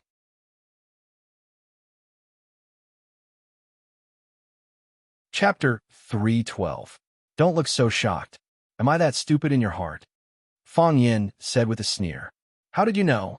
Zheng Jing asked with a bitter expression. Your performance just now was exactly the same as the first day I came to Rosefinch. I practiced my expressions and mouth shapes in front of the mirror for a long time, and I think you're no exception. The answer that Fang Yin threw out made Zheng Jing feel like he was in heaven and wanted to die. Did he accidentally walk the same path that Fang Yin walked before? Also, you have been deliberately lowering your stance recently. You really did not fight back when you were hit or scolded. When people in the office attacked and ostracized you, you looked miserable but did not argue. Even Principal Zhang could not stand it anymore, and intentionally or unintentionally asked you to do something to prevent you from being completely treated like air. There are so many people in the principal's office. Why did Principal Zhang ask you to come to me? Not everyone has the opportunity to run errands for the principal. Just now in the Chinese team office, everyone was nitpicking you and mocking you, but you repeatedly apologized and even wanted to treat everyone to a meal. If the director could do such a humiliating thing, who could bear to do it? Zheng Jing, you don't want to leave, and you have never thought that you would leave. Am I right? Zheng Jing was like a thief who had been stripped naked, standing in front of Fang Yin, trembling and saying with an embarrassed expression, I also thought that I would leave. Because I did not believe that I could get past you. You're not like the others. Yes, Principal Zhang and the others are all well-educated, and their hearts are full of righteousness. As long as you lower your head and show weakness, everyone will feel sorry for you and feel that they should sympathize with you. Zheng Jing, you can't bully scholars like this. I will go back and write my resignation report now. Zheng Jing said quickly. Resign. There is really no place for you here, Fang Yin said. He looked at Zheng Jing playfully and said, However, if you are interested, I can recommend you to work another place. That job should be more challenging for you. Zheng Jing looked excited and asked, Where? Chaoyan Technology. Zheng Jing didn't expect Fang Yin to push him to Lu Chaoga's side again. His former master, a woman he had betrayed. His throat was dry as he said with difficulty, Aren't you afraid that I'll betray you? You wouldn't dare, Fang Yin said with a smile. In the past, you betrayed Lu Chaoga. She didn't say anything, and I pretended not to see it. If you betray me this time, the one who will be betrayed will be me. By the way, I forgot to tell you that I recently raised a little snake. Come to my place for snake wine when you have time. Zhang Xiaofeng's office door was wide open. Zhang Xiaofeng did this on purpose. Ivy League's fanatic headmaster, Zhong Dei, personally came to Rosefinch to apologize. This kind of thing naturally had to be seen by everyone who could see it. Zhong Dei was tall and had a big beard. He was wearing a long black trench coat and tie. He didn't look like a high school headmaster, but more like a very stylish artist. Therefore, when Fang Yin walked to the door, he didn't need anyone to announce him. He looked at Zhong Dei's eyes, sharp, overbearing, with a strong, penetrating power. Some people said that reading thousands of books was like writing a god. Zhong Dei was the headmaster of Ivy League and had seen more than 10,000 people. Therefore, there was a very special look in his eyes. It was as if there were no secrets in his eyes. Your little schemes were not even worth mentioning in front of him. Moreover, Fang Yin was keenly aware that when Zhong Dei turned around and looked at him, there was a subtle change in his mood. He was deliberately creating pressure for himself. If it were other young teachers in the school, They would not be able to speak or walk when they met such an oppressive look from Zhong Dei, whose status was so different from theirs. They didn't even dare to look him in the eyes. But Fang Yin was Fang Yin. He was a guy who even dragged out the Japanese sword god and beat him up. Why would he care about Zhong Dei's little power? Fang Yin walked into the office naturally and greeted Zhang Xiaofeng respectfully. He said with a smile, "Headmaster Zhang, are you looking for me?" Since Zhang Xiaofeng hadn't introduced Zhong Dei's identity, Fang Yin naturally wouldn't take the initiative to greet him. That would only show that he didn't know what was good for him and betray Zheng Jing's act of informing him. Zhong Dei's eyes were slightly surprised. He observed Fang Yin quietly. Zhang Xiaofeng was very satisfied with Fang Yin's performance.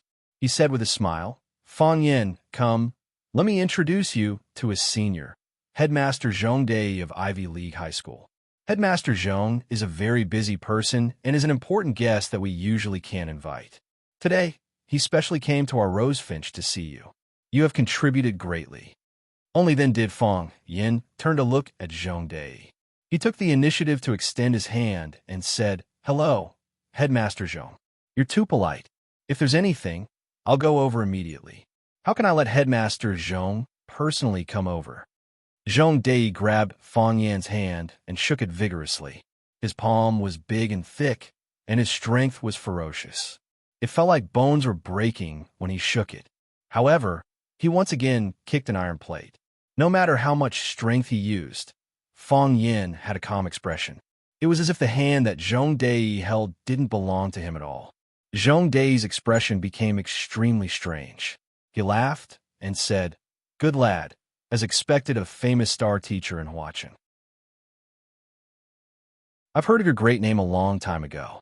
I thought that the outside world was deliberately flattering you. How can there be such a magical person in this world? Now that I've met you, you really live up to your reputation. Now, I'm completely convinced. Just now, I tried to probe you a few times, but you acted like nothing happened. It's not unjust that the group of brats from my school fell into your hands." Fang Yin was shocked. This Zhong Dei was indeed not an ordinary person. It was rare to see someone who could bully someone in the dark, treat it as an embarrassing incident, and openly praise the person he had bullied as a talent. Most importantly, what did he mean when he said that the group of brats from his school fell into his hands? It was as if he had deliberately set them up. Fang Yin wasn't someone who liked to suffer losses, no matter who the person was. "Headmaster Zhong tried to probe me? Why didn't I know anything about it?" Fang Yin asked with a blank expression. Did Headmaster Zhong remember wrongly? I feel that Headmaster Zhong is very kind and warm to people. You see, he held my hand for a long time and didn't let go. I rarely see such an approachable leader. The anger in Zhong Dei's eyes flashed, and then he let go of Fang Yan's hand. He turned to look at Zhang Xiaofeng and said, Look, old Zhang, your little Mr. Fang isn't simple. He's challenging me. He said that my probe was too childish and didn't even have the power to be noticed. Although the two schools were competing and the relationship between the two was definitely not harmonious, they still had to give face to the head of the school, and the dignity of the headmaster still had to be maintained. Zhang Xiaofeng looked at Zhong Dei with a smile and said, Headmaster Zhong, you can't blame me for this.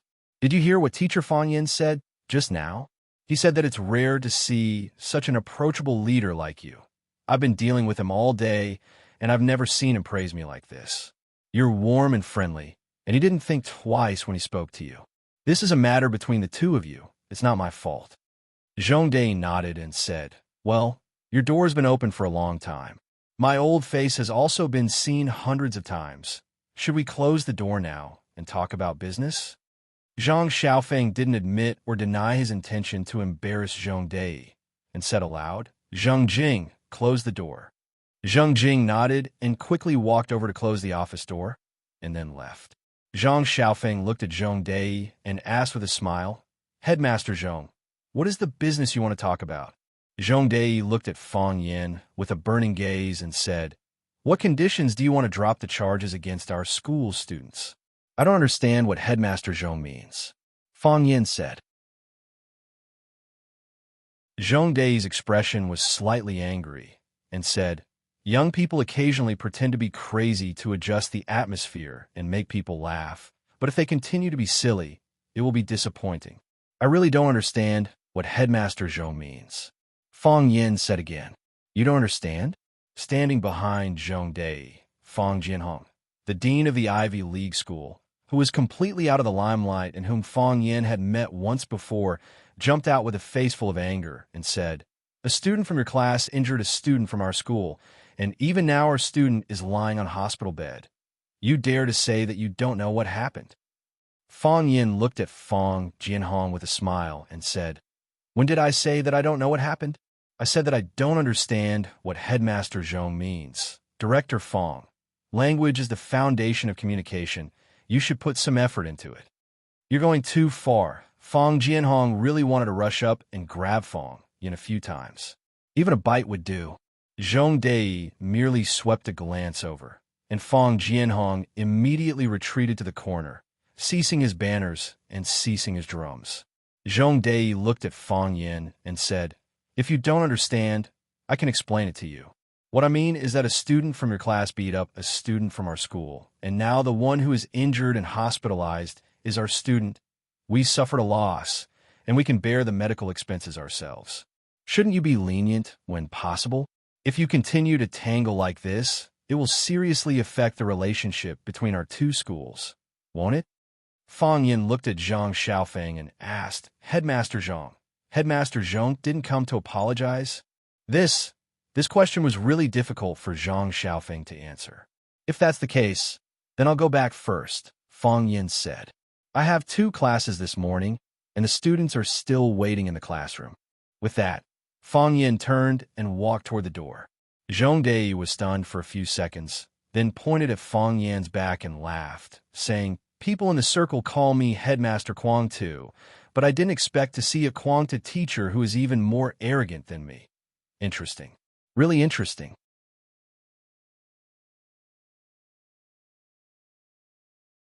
Chapter 313. There are 2 things, says Kant, that the more often and persistently I think about them, the more the mind is enriched by their ever-growing fascination and reverence. The starry sky above me and the moral code within me. Everyone has their own moral code in their heart. Some pursue interests, and some pursue the truth. Some call a deer a horse, and some disobey the king. Some cover the sky, and some die a righteous death without fear of death. Some think that what is right, and what is wrong is wrong. Some think that what is right can be said to be wrong, and what is wrong can also be right.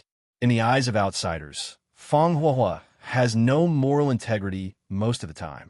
But when it comes to the red line of his moral code, not everyone can fuck him. In the eyes of outsiders, Fang Huahua has no moral integrity most of the time. But when it comes to the red line of his moral code, he can't be messed with easily. Jiang Zhulu bullied Lu Chaoga, who has no parents and no one to rely on. Fang Huahua was filled with righteous indignation and fought with the son of a rich family. Yiro repeatedly provoked him and beat him.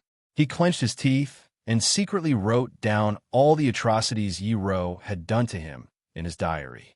Every stroke, every tear, every word, every blood, good and evil will be rewarded. If you don't believe it, look up and see who will be spared by heaven. Fang Huahua firmly believes that heaven or God will get justice for him. What kind of person is Fang Huahua? He is an outstanding and peerless man who hasn't gotten rid of his vulgar interests, but is noble and pure. In the face of such a person who is like a judge of justice, what can a principal of an Ivy League school do to me? Therefore, after hearing Zhong Dei call him Teacher Kuang Tu, Fang Yin suddenly turned around. In his most handsome posture, Fang Yin stared at Zhong Dei with burning eyes. His face was like the bright moon and the sun, so holy that it could be used as a mirror. To tell the truth, what's so crazy about sticking to the bottom line of human nature and the moral code that people abide by every day? In terms of age, I am your elder. In terms of rank, I am your superior. In terms of working years, I am your senior. You are disrespectful to your superior, disrespectful to your elders, and disrespectful to your seniors. Isn't that crazy? Compared to respecting my boss, I respect the truth more.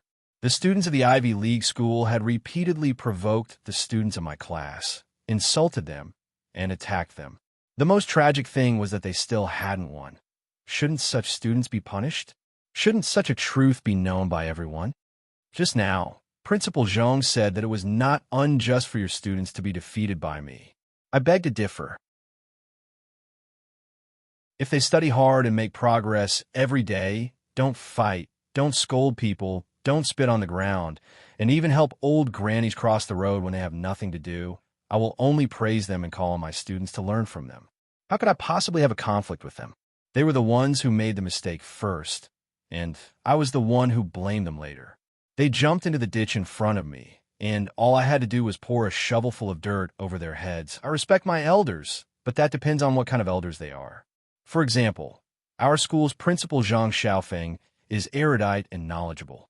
He is neither arrogant nor rash, and is sincere to others. He loved his colleagues and helped the younger generation. He made every teacher in our school feel the warmth of home and loved every student as if they were their own children. Why not respect such an elder? As for Principal Zhong's accusation that I have no modesty toward my elders, this accusation is even more difficult for me to accept. I know that there is a famous educator in Huacheng whose surname is Liu, and he is known as the Prime Minister of Education. After old Mr. Liu returned from studying abroad, he immediately threw himself into the cause of strengthening the education of Huacheng. He pulled in investments, promoted reforms, visited famous schools, and invited famous teachers. He single-handedly saved the current state of Huacheng's education. Although I don't know old Mr. Liu, every time I hear about his deeds, my blood boils, and every time I think about it, my eyes fill with tears. He is the role model of us educators, and my true idol. My biggest dream is to be able to meet old Mr. Liu and be fortunate enough to receive his teachings. Is this because I have no modesty? Everyone stared blankly at the furious Fang Yan. They didn't expect his counterattack against Zhong Dei to be so intense. Furthermore, it was reasonable and hard to refute. The one who was the most shocked was Zhang Xiaofeng. He really couldn't imagine how Fang Yan could say that he and old Mr. Liu Gong didn't know each other. If they ate breakfast together every morning, wouldn't that be considered as knowing each other? What kind of contact would be considered as knowing each other? If the master was humiliated, the subject had to die. Zhong Dei was practically scolded by this little brat, Fang Yan. Fang Jianhong felt that his leader had been insulted, and he had to stand up for him. However, he jumped out and opened his mouth a few times, feeling as if he had momentarily forgotten what to say. Why couldn't he remember what he wanted to say? Zhong Dei's expression was dark and uncertain, and it changed many times before finally returning to normal. He suddenly laughed out loud, pointed at Fang Yan and said, "Good lad. You taught me a lesson today. Interesting. Really interesting.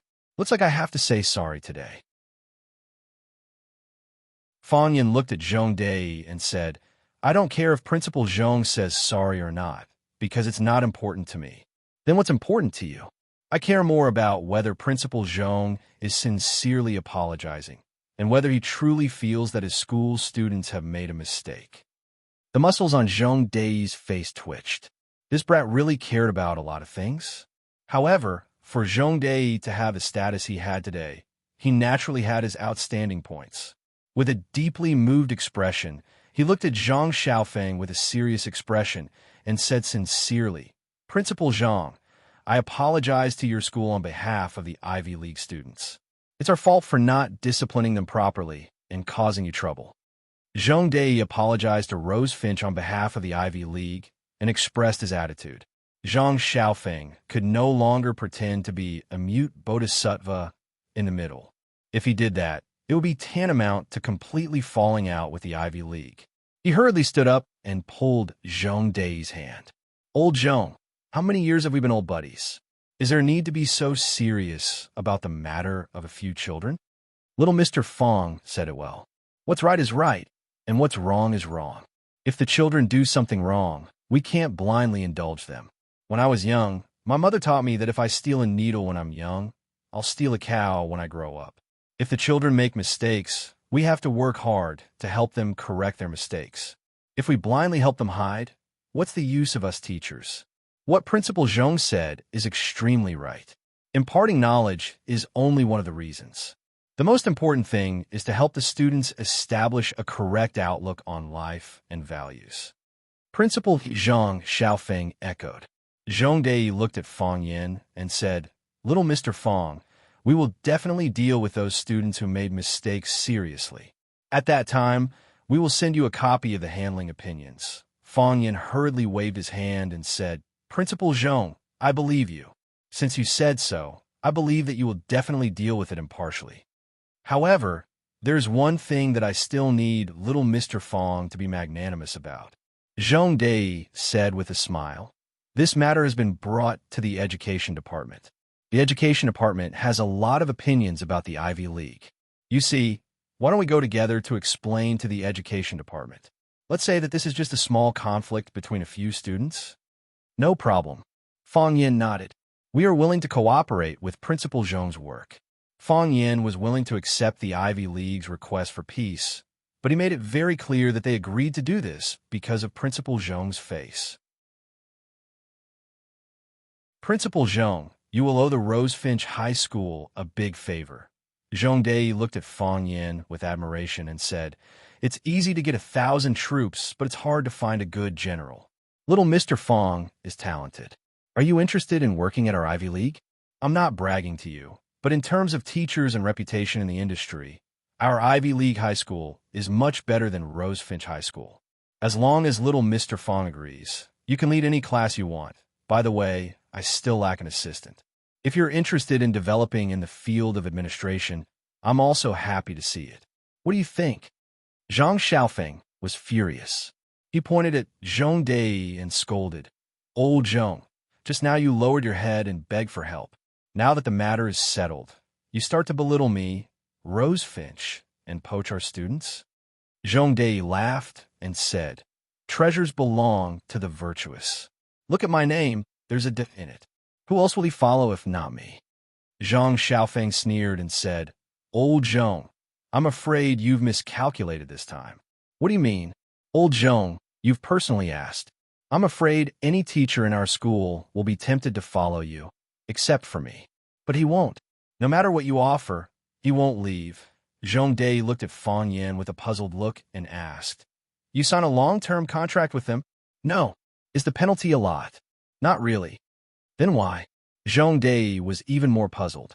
"Do you think that our Ivy League isn't as good as Rosefinch? Or do you think that I, Zhong Dei, have a bad character and am not worthy of your following?" "Because Rosefinch is his," Zhang Xiaofeng said mockingly.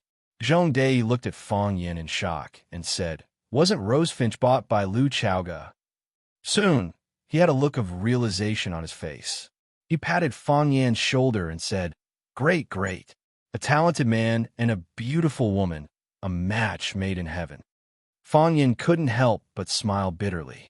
Weren't they thinking too much? "Old Zhong, what did you say just now? In terms of teachers and reputation in the industry, your school is so much better than Rosefinch?" Zhang Xiaofeng didn't forget the pain of Zhong Dei's poaching. "Did I say that?" Zhong Dei pretended to be confused and said, "I said Ivy League and Rosefinch are inseparable, right?" Everyone looked at each other and laughed.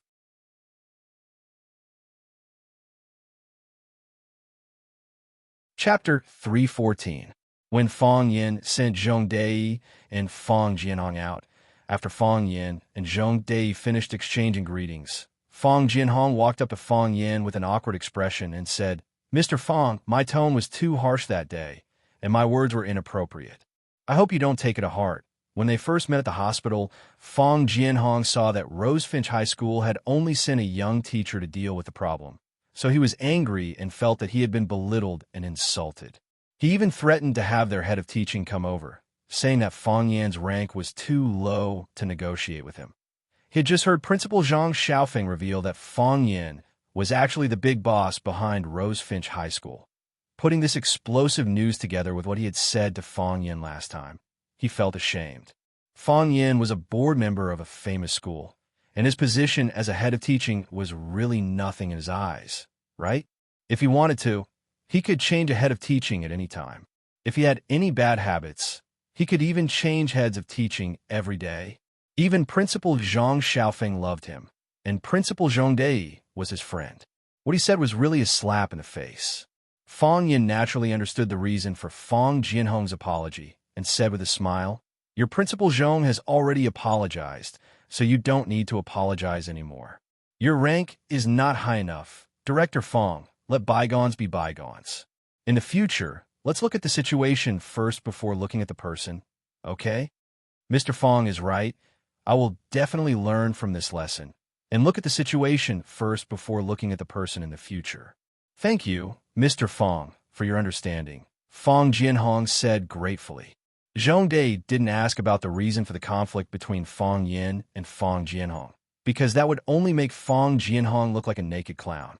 As a superior, he wouldn't embarrass his subordinate like that. He looked at Fang Yin and said, "Do you really worship Mr. Liu Gong that much? Mr. Liu is a highly respected educator in our Huaqing, and it is appropriate for the premier to call him the prime minister of the academic world." Which scholar in Huaqing didn't respect and love him? I've met old Mr. Liu a few times. If you're interested, I can take you to visit old Mr. Liu. I'm sure he won't reject an excellent educator who's dedicated to learning.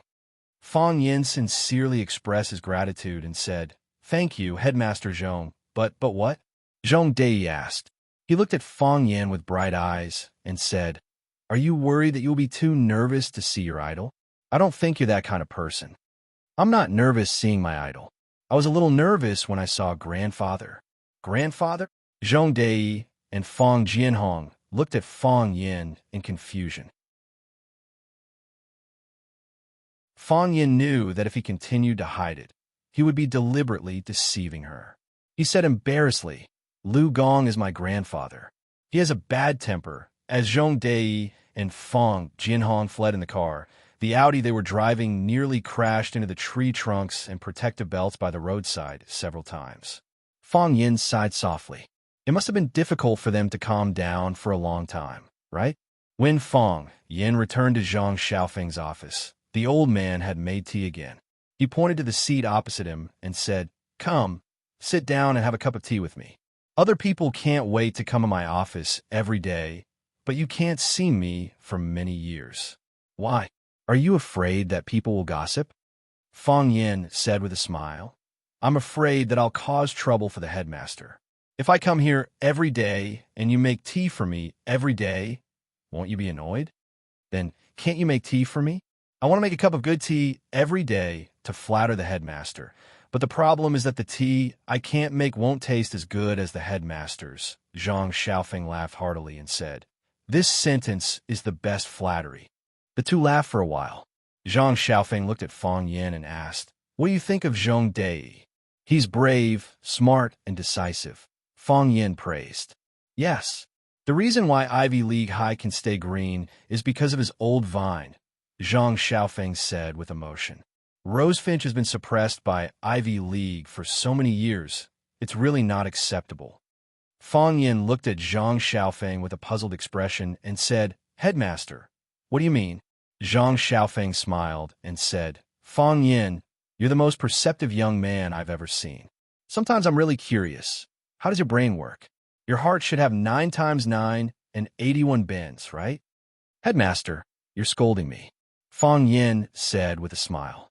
"To be honest, I don't have any friendship with Zhong Dei.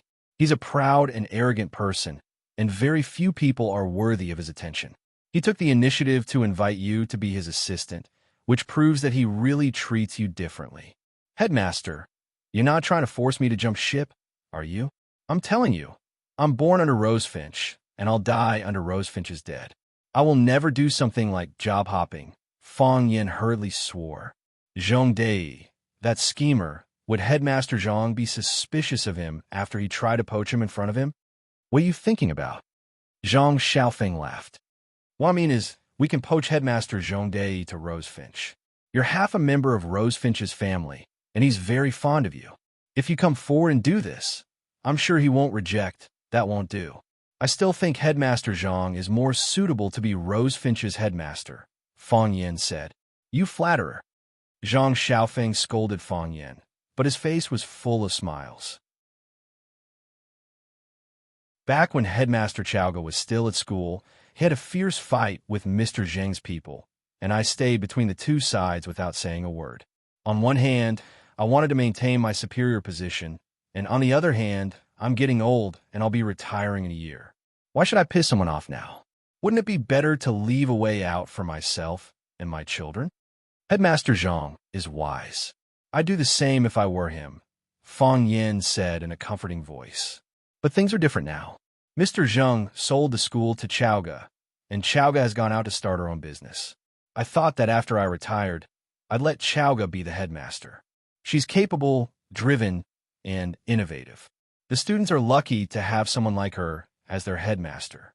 But now that Chaoga has left, the other vice headmasters all have their own problems. She's more than enough to manage one side of the school, but it's too much for her to be the headmaster of the whole school. Is that why you're trying to get Headmaster Zhang? He was the one who set his sights on our school's talents. He wanted to poach a teacher from me. So I poached his headmaster, Zhang Xiaofeng said heroically. How about we decide that Zhong Dei will be the next headmaster of Rosefinch? Fang Yin smiled and said, I'll talk to Miss Liu about it. She'll have the final say. Just tell her. Zhang Xiaofeng was in a good mood now that he had achieved his goal. Headmaster Zhang, Miss Liu and I are really not what you think. Really? What kind of relationship do you have? Liu Chaoga was very busy every day. Ever since the accident at the Underground Research Institute, they had cross-checked all the staff in Chaoyan Technology. He did find 2 suspicious people among the outer staff, but he didn't find any problems in the Underground Research Lab. Chaoyan had just been established, and some people were a little late. The people they sent out couldn't enter the core area for the time being. It was said that products that used the Rubik's Cube technology had already appeared. With Fang Yan's help, Liu Chaoga also signed a sales contract with the Lan Family Trading Company, where Lan Mountain Valley was located. Of course, in order to prevent the Lan family from monopolizing the market, Liu Chaoga only signed a part of the agency rights with them. She also signed a distribution contract with the Qin family, represented by Qin Etian, and the Liu family, represented by Liu Shu. These 3 families depended on each other and competed with each other. It was the safest and most reasonable cooperation model. Thinking about it carefully, Fang Yin hadn't seen Liu Chaoga for a long time. Liu Chaoga had a cold personality, and the two of them didn't even have the chance to talk to each other. On the other hand, Grandma was a warm-hearted person. She had always wanted to matchmake them. From time to time, she would call Liu Chaoga to come over for dinner. Of course, at that time, Fang Yin would naturally be called back by Grandma to accompany her. At this moment, the phone in Fang Yin's pocket rang. Fang Yin looked at Principal Zhang Xiaofeng apologetically and said, Principal Zhang, I'll pick up the phone. It's okay. Pick it up, Zhang Xiaofeng said with a smile. Fang Yin took out his phone and saw that the caller ID was Liu Chaoga's phone number. Fang Yin looked at Zhang Xiaofeng and turned his body slightly to the side. After picking up the phone, he asked, Chaoga, what's the matter? Fang Yin, are you busy? Liu Chaoga's tone was very calm, but Fang Yin could feel that her tone was slightly trembling. I'm fine. Where are you? Fang Yin asked anxiously. What happened? I'm on my way to Maya Hospital. Ani, she might not be able to hold on any longer, Liu Chaoga said weakly. I'm on my way, Fang Yin said. After hanging up, Fang Yin looked at Principal Zhang Xiaofeng and said, Principal, I need to take a leave of absence. There's something urgent that I have to deal with. Zhang Xiaofeng looked at Fang Yin with understanding and said, Go ahead. I'll ask the dean's office to arrange for someone to take your place. However, the final exam is coming up. The 9th class achieved amazing results last time, so we can't fall behind this time. Fang Yin got up and left in a hurry. Zhang Xiaofeng looked at Fang Yan's back and carefully tasted the tea in his hand. He said, You guys are in the kind of relationship that I think. Both of you are young. You're not married, and she's not married. What's there to hide? Zhang Xiaofeng couldn't understand Fang Yin and Liu Chaoga's behavior. At their age, if they really fell in love, shouldn't they want the whole world to share their happiness?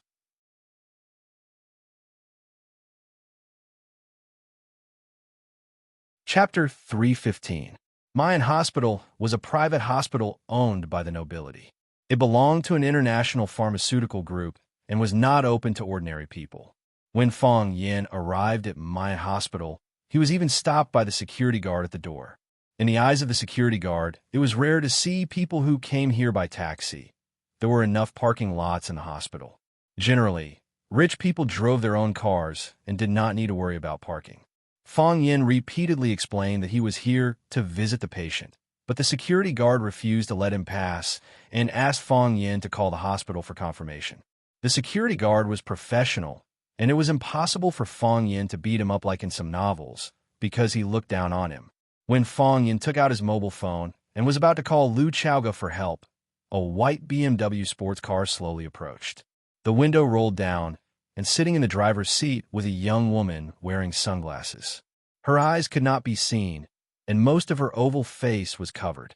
She had long, wine-red curly hair, which looked a little strange. The woman handed over a black card. The security guard took the card and swiped it. He immediately saluted and let them pass. The woman did not drive away immediately. She looked at Fong Yin thoughtfully and said to the security guard, "Let him in. He is here to visit the patient." After that, the car started and rushed inside. The security guard made an inviting gesture to Fong Yin and said embarrassedly, "You can go in." "Who is she?" Fong Yin asked curiously. Hearing Fong Yin's question, the security guard's attitude toward Fong Yin became vigilant again. He said, "You don't know her?" "Of course I know her. I just want to ask if you know her." Fong Yin made up a story. "She's my cousin. Her name is Hebe. I don't know who she is, but that lady is the most distinguished black card member of Mayan Hospital," the security guard said respectfully.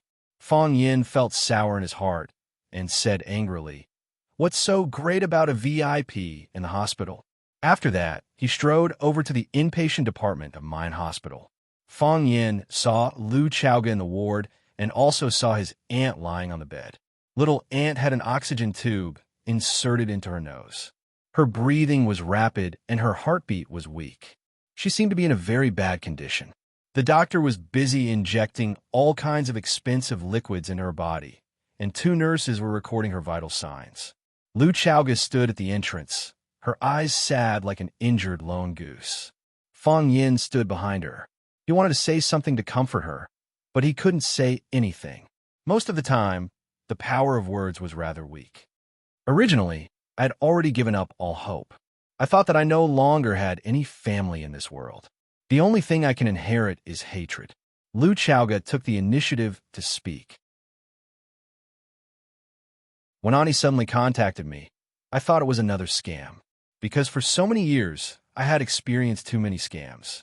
I even woke up in a scam every day and fell asleep in a scam. I felt that I couldn't hold on any longer. I even thought that if it wasn't for hatred that kept me going, I might have died a long time ago. Fortunately, she is indeed my aunt. Although she has changed, I can't recognize her. We also quarreled, and I opposed many of the decisions she made. But I knew in my heart that everything she did was for me. She is the family that loves me the most in this world. She lives for hatred and lives for me. If there's a ray of light in her life, it is me. Lu Chaoga remained extremely calm from beginning to end. There was no panic, no tears, and there was not even a hint of a breakdown on her face. However, Fong Yin could feel the despair from the depths of her bones. "In this world, she is my only family," Lu Chaoga said in a hoarse voice. "Ani will be fine." Fong Yin looked at the electrocardiogram and said, "Her heartbeat is weak, but not chaotic. Her breathing is rapid, but there is not much noise.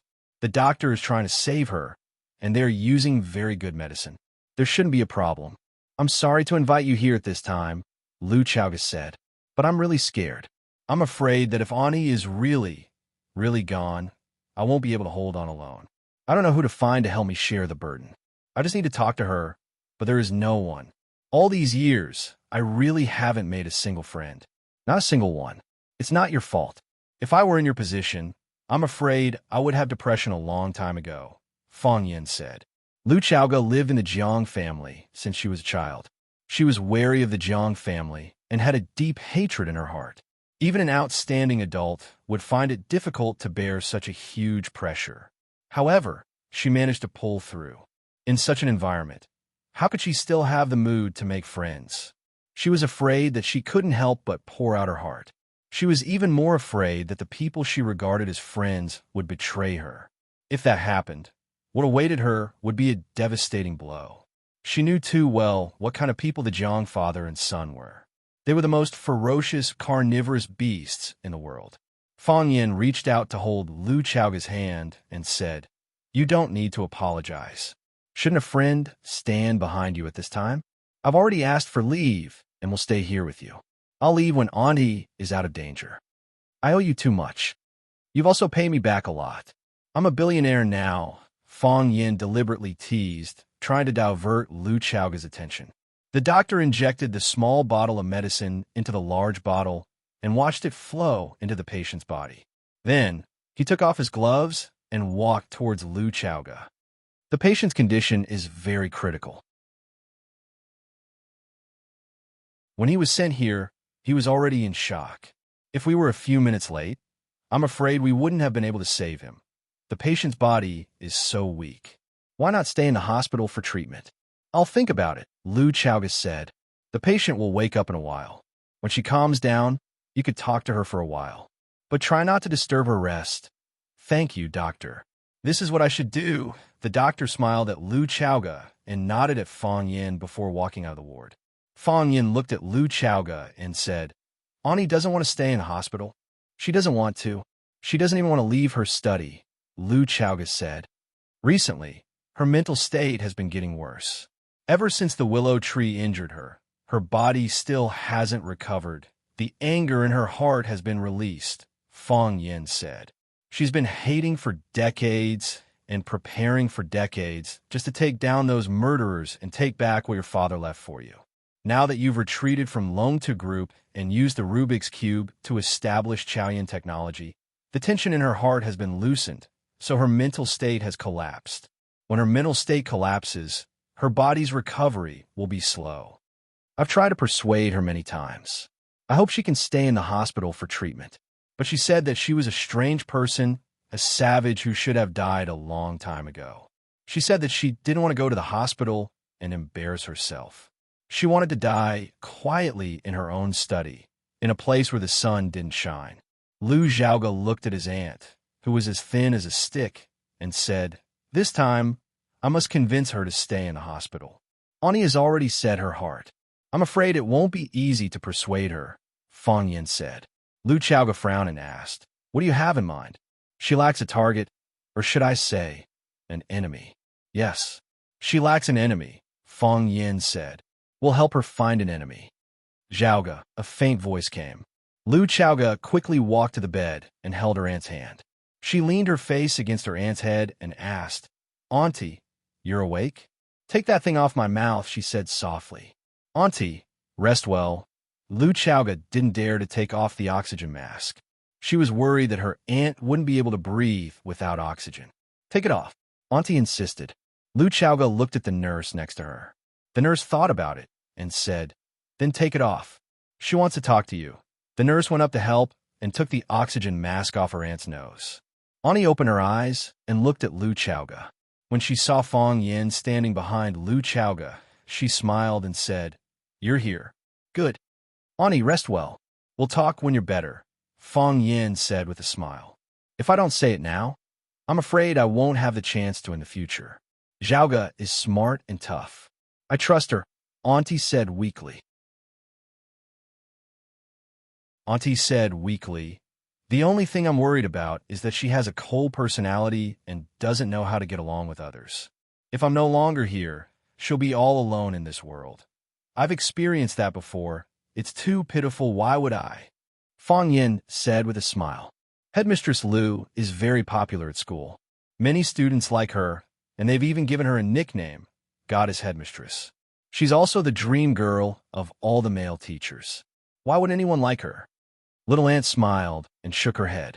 That yellow and tattered face that could give people nightmares actually gave people a warm and kind feeling at this moment. Her voice was hoarse, but Fang Yin could feel her joy. She said, I don't believe that you didn't come. Now that you're here, I believe it. Ani looked at Fang Yin and said, she's a poor child, and God owes her too much. I wanted to make it up to her before, but I don't have the chance now. So, I hope you can help me and stay by her side in my place. Worried that Fang Yin wouldn't agree, Ani explained, I know I'm asking too much, and I'm forcing you. But just like how she called you when I was sick, I can only come to you, because you're the only man we can rely on.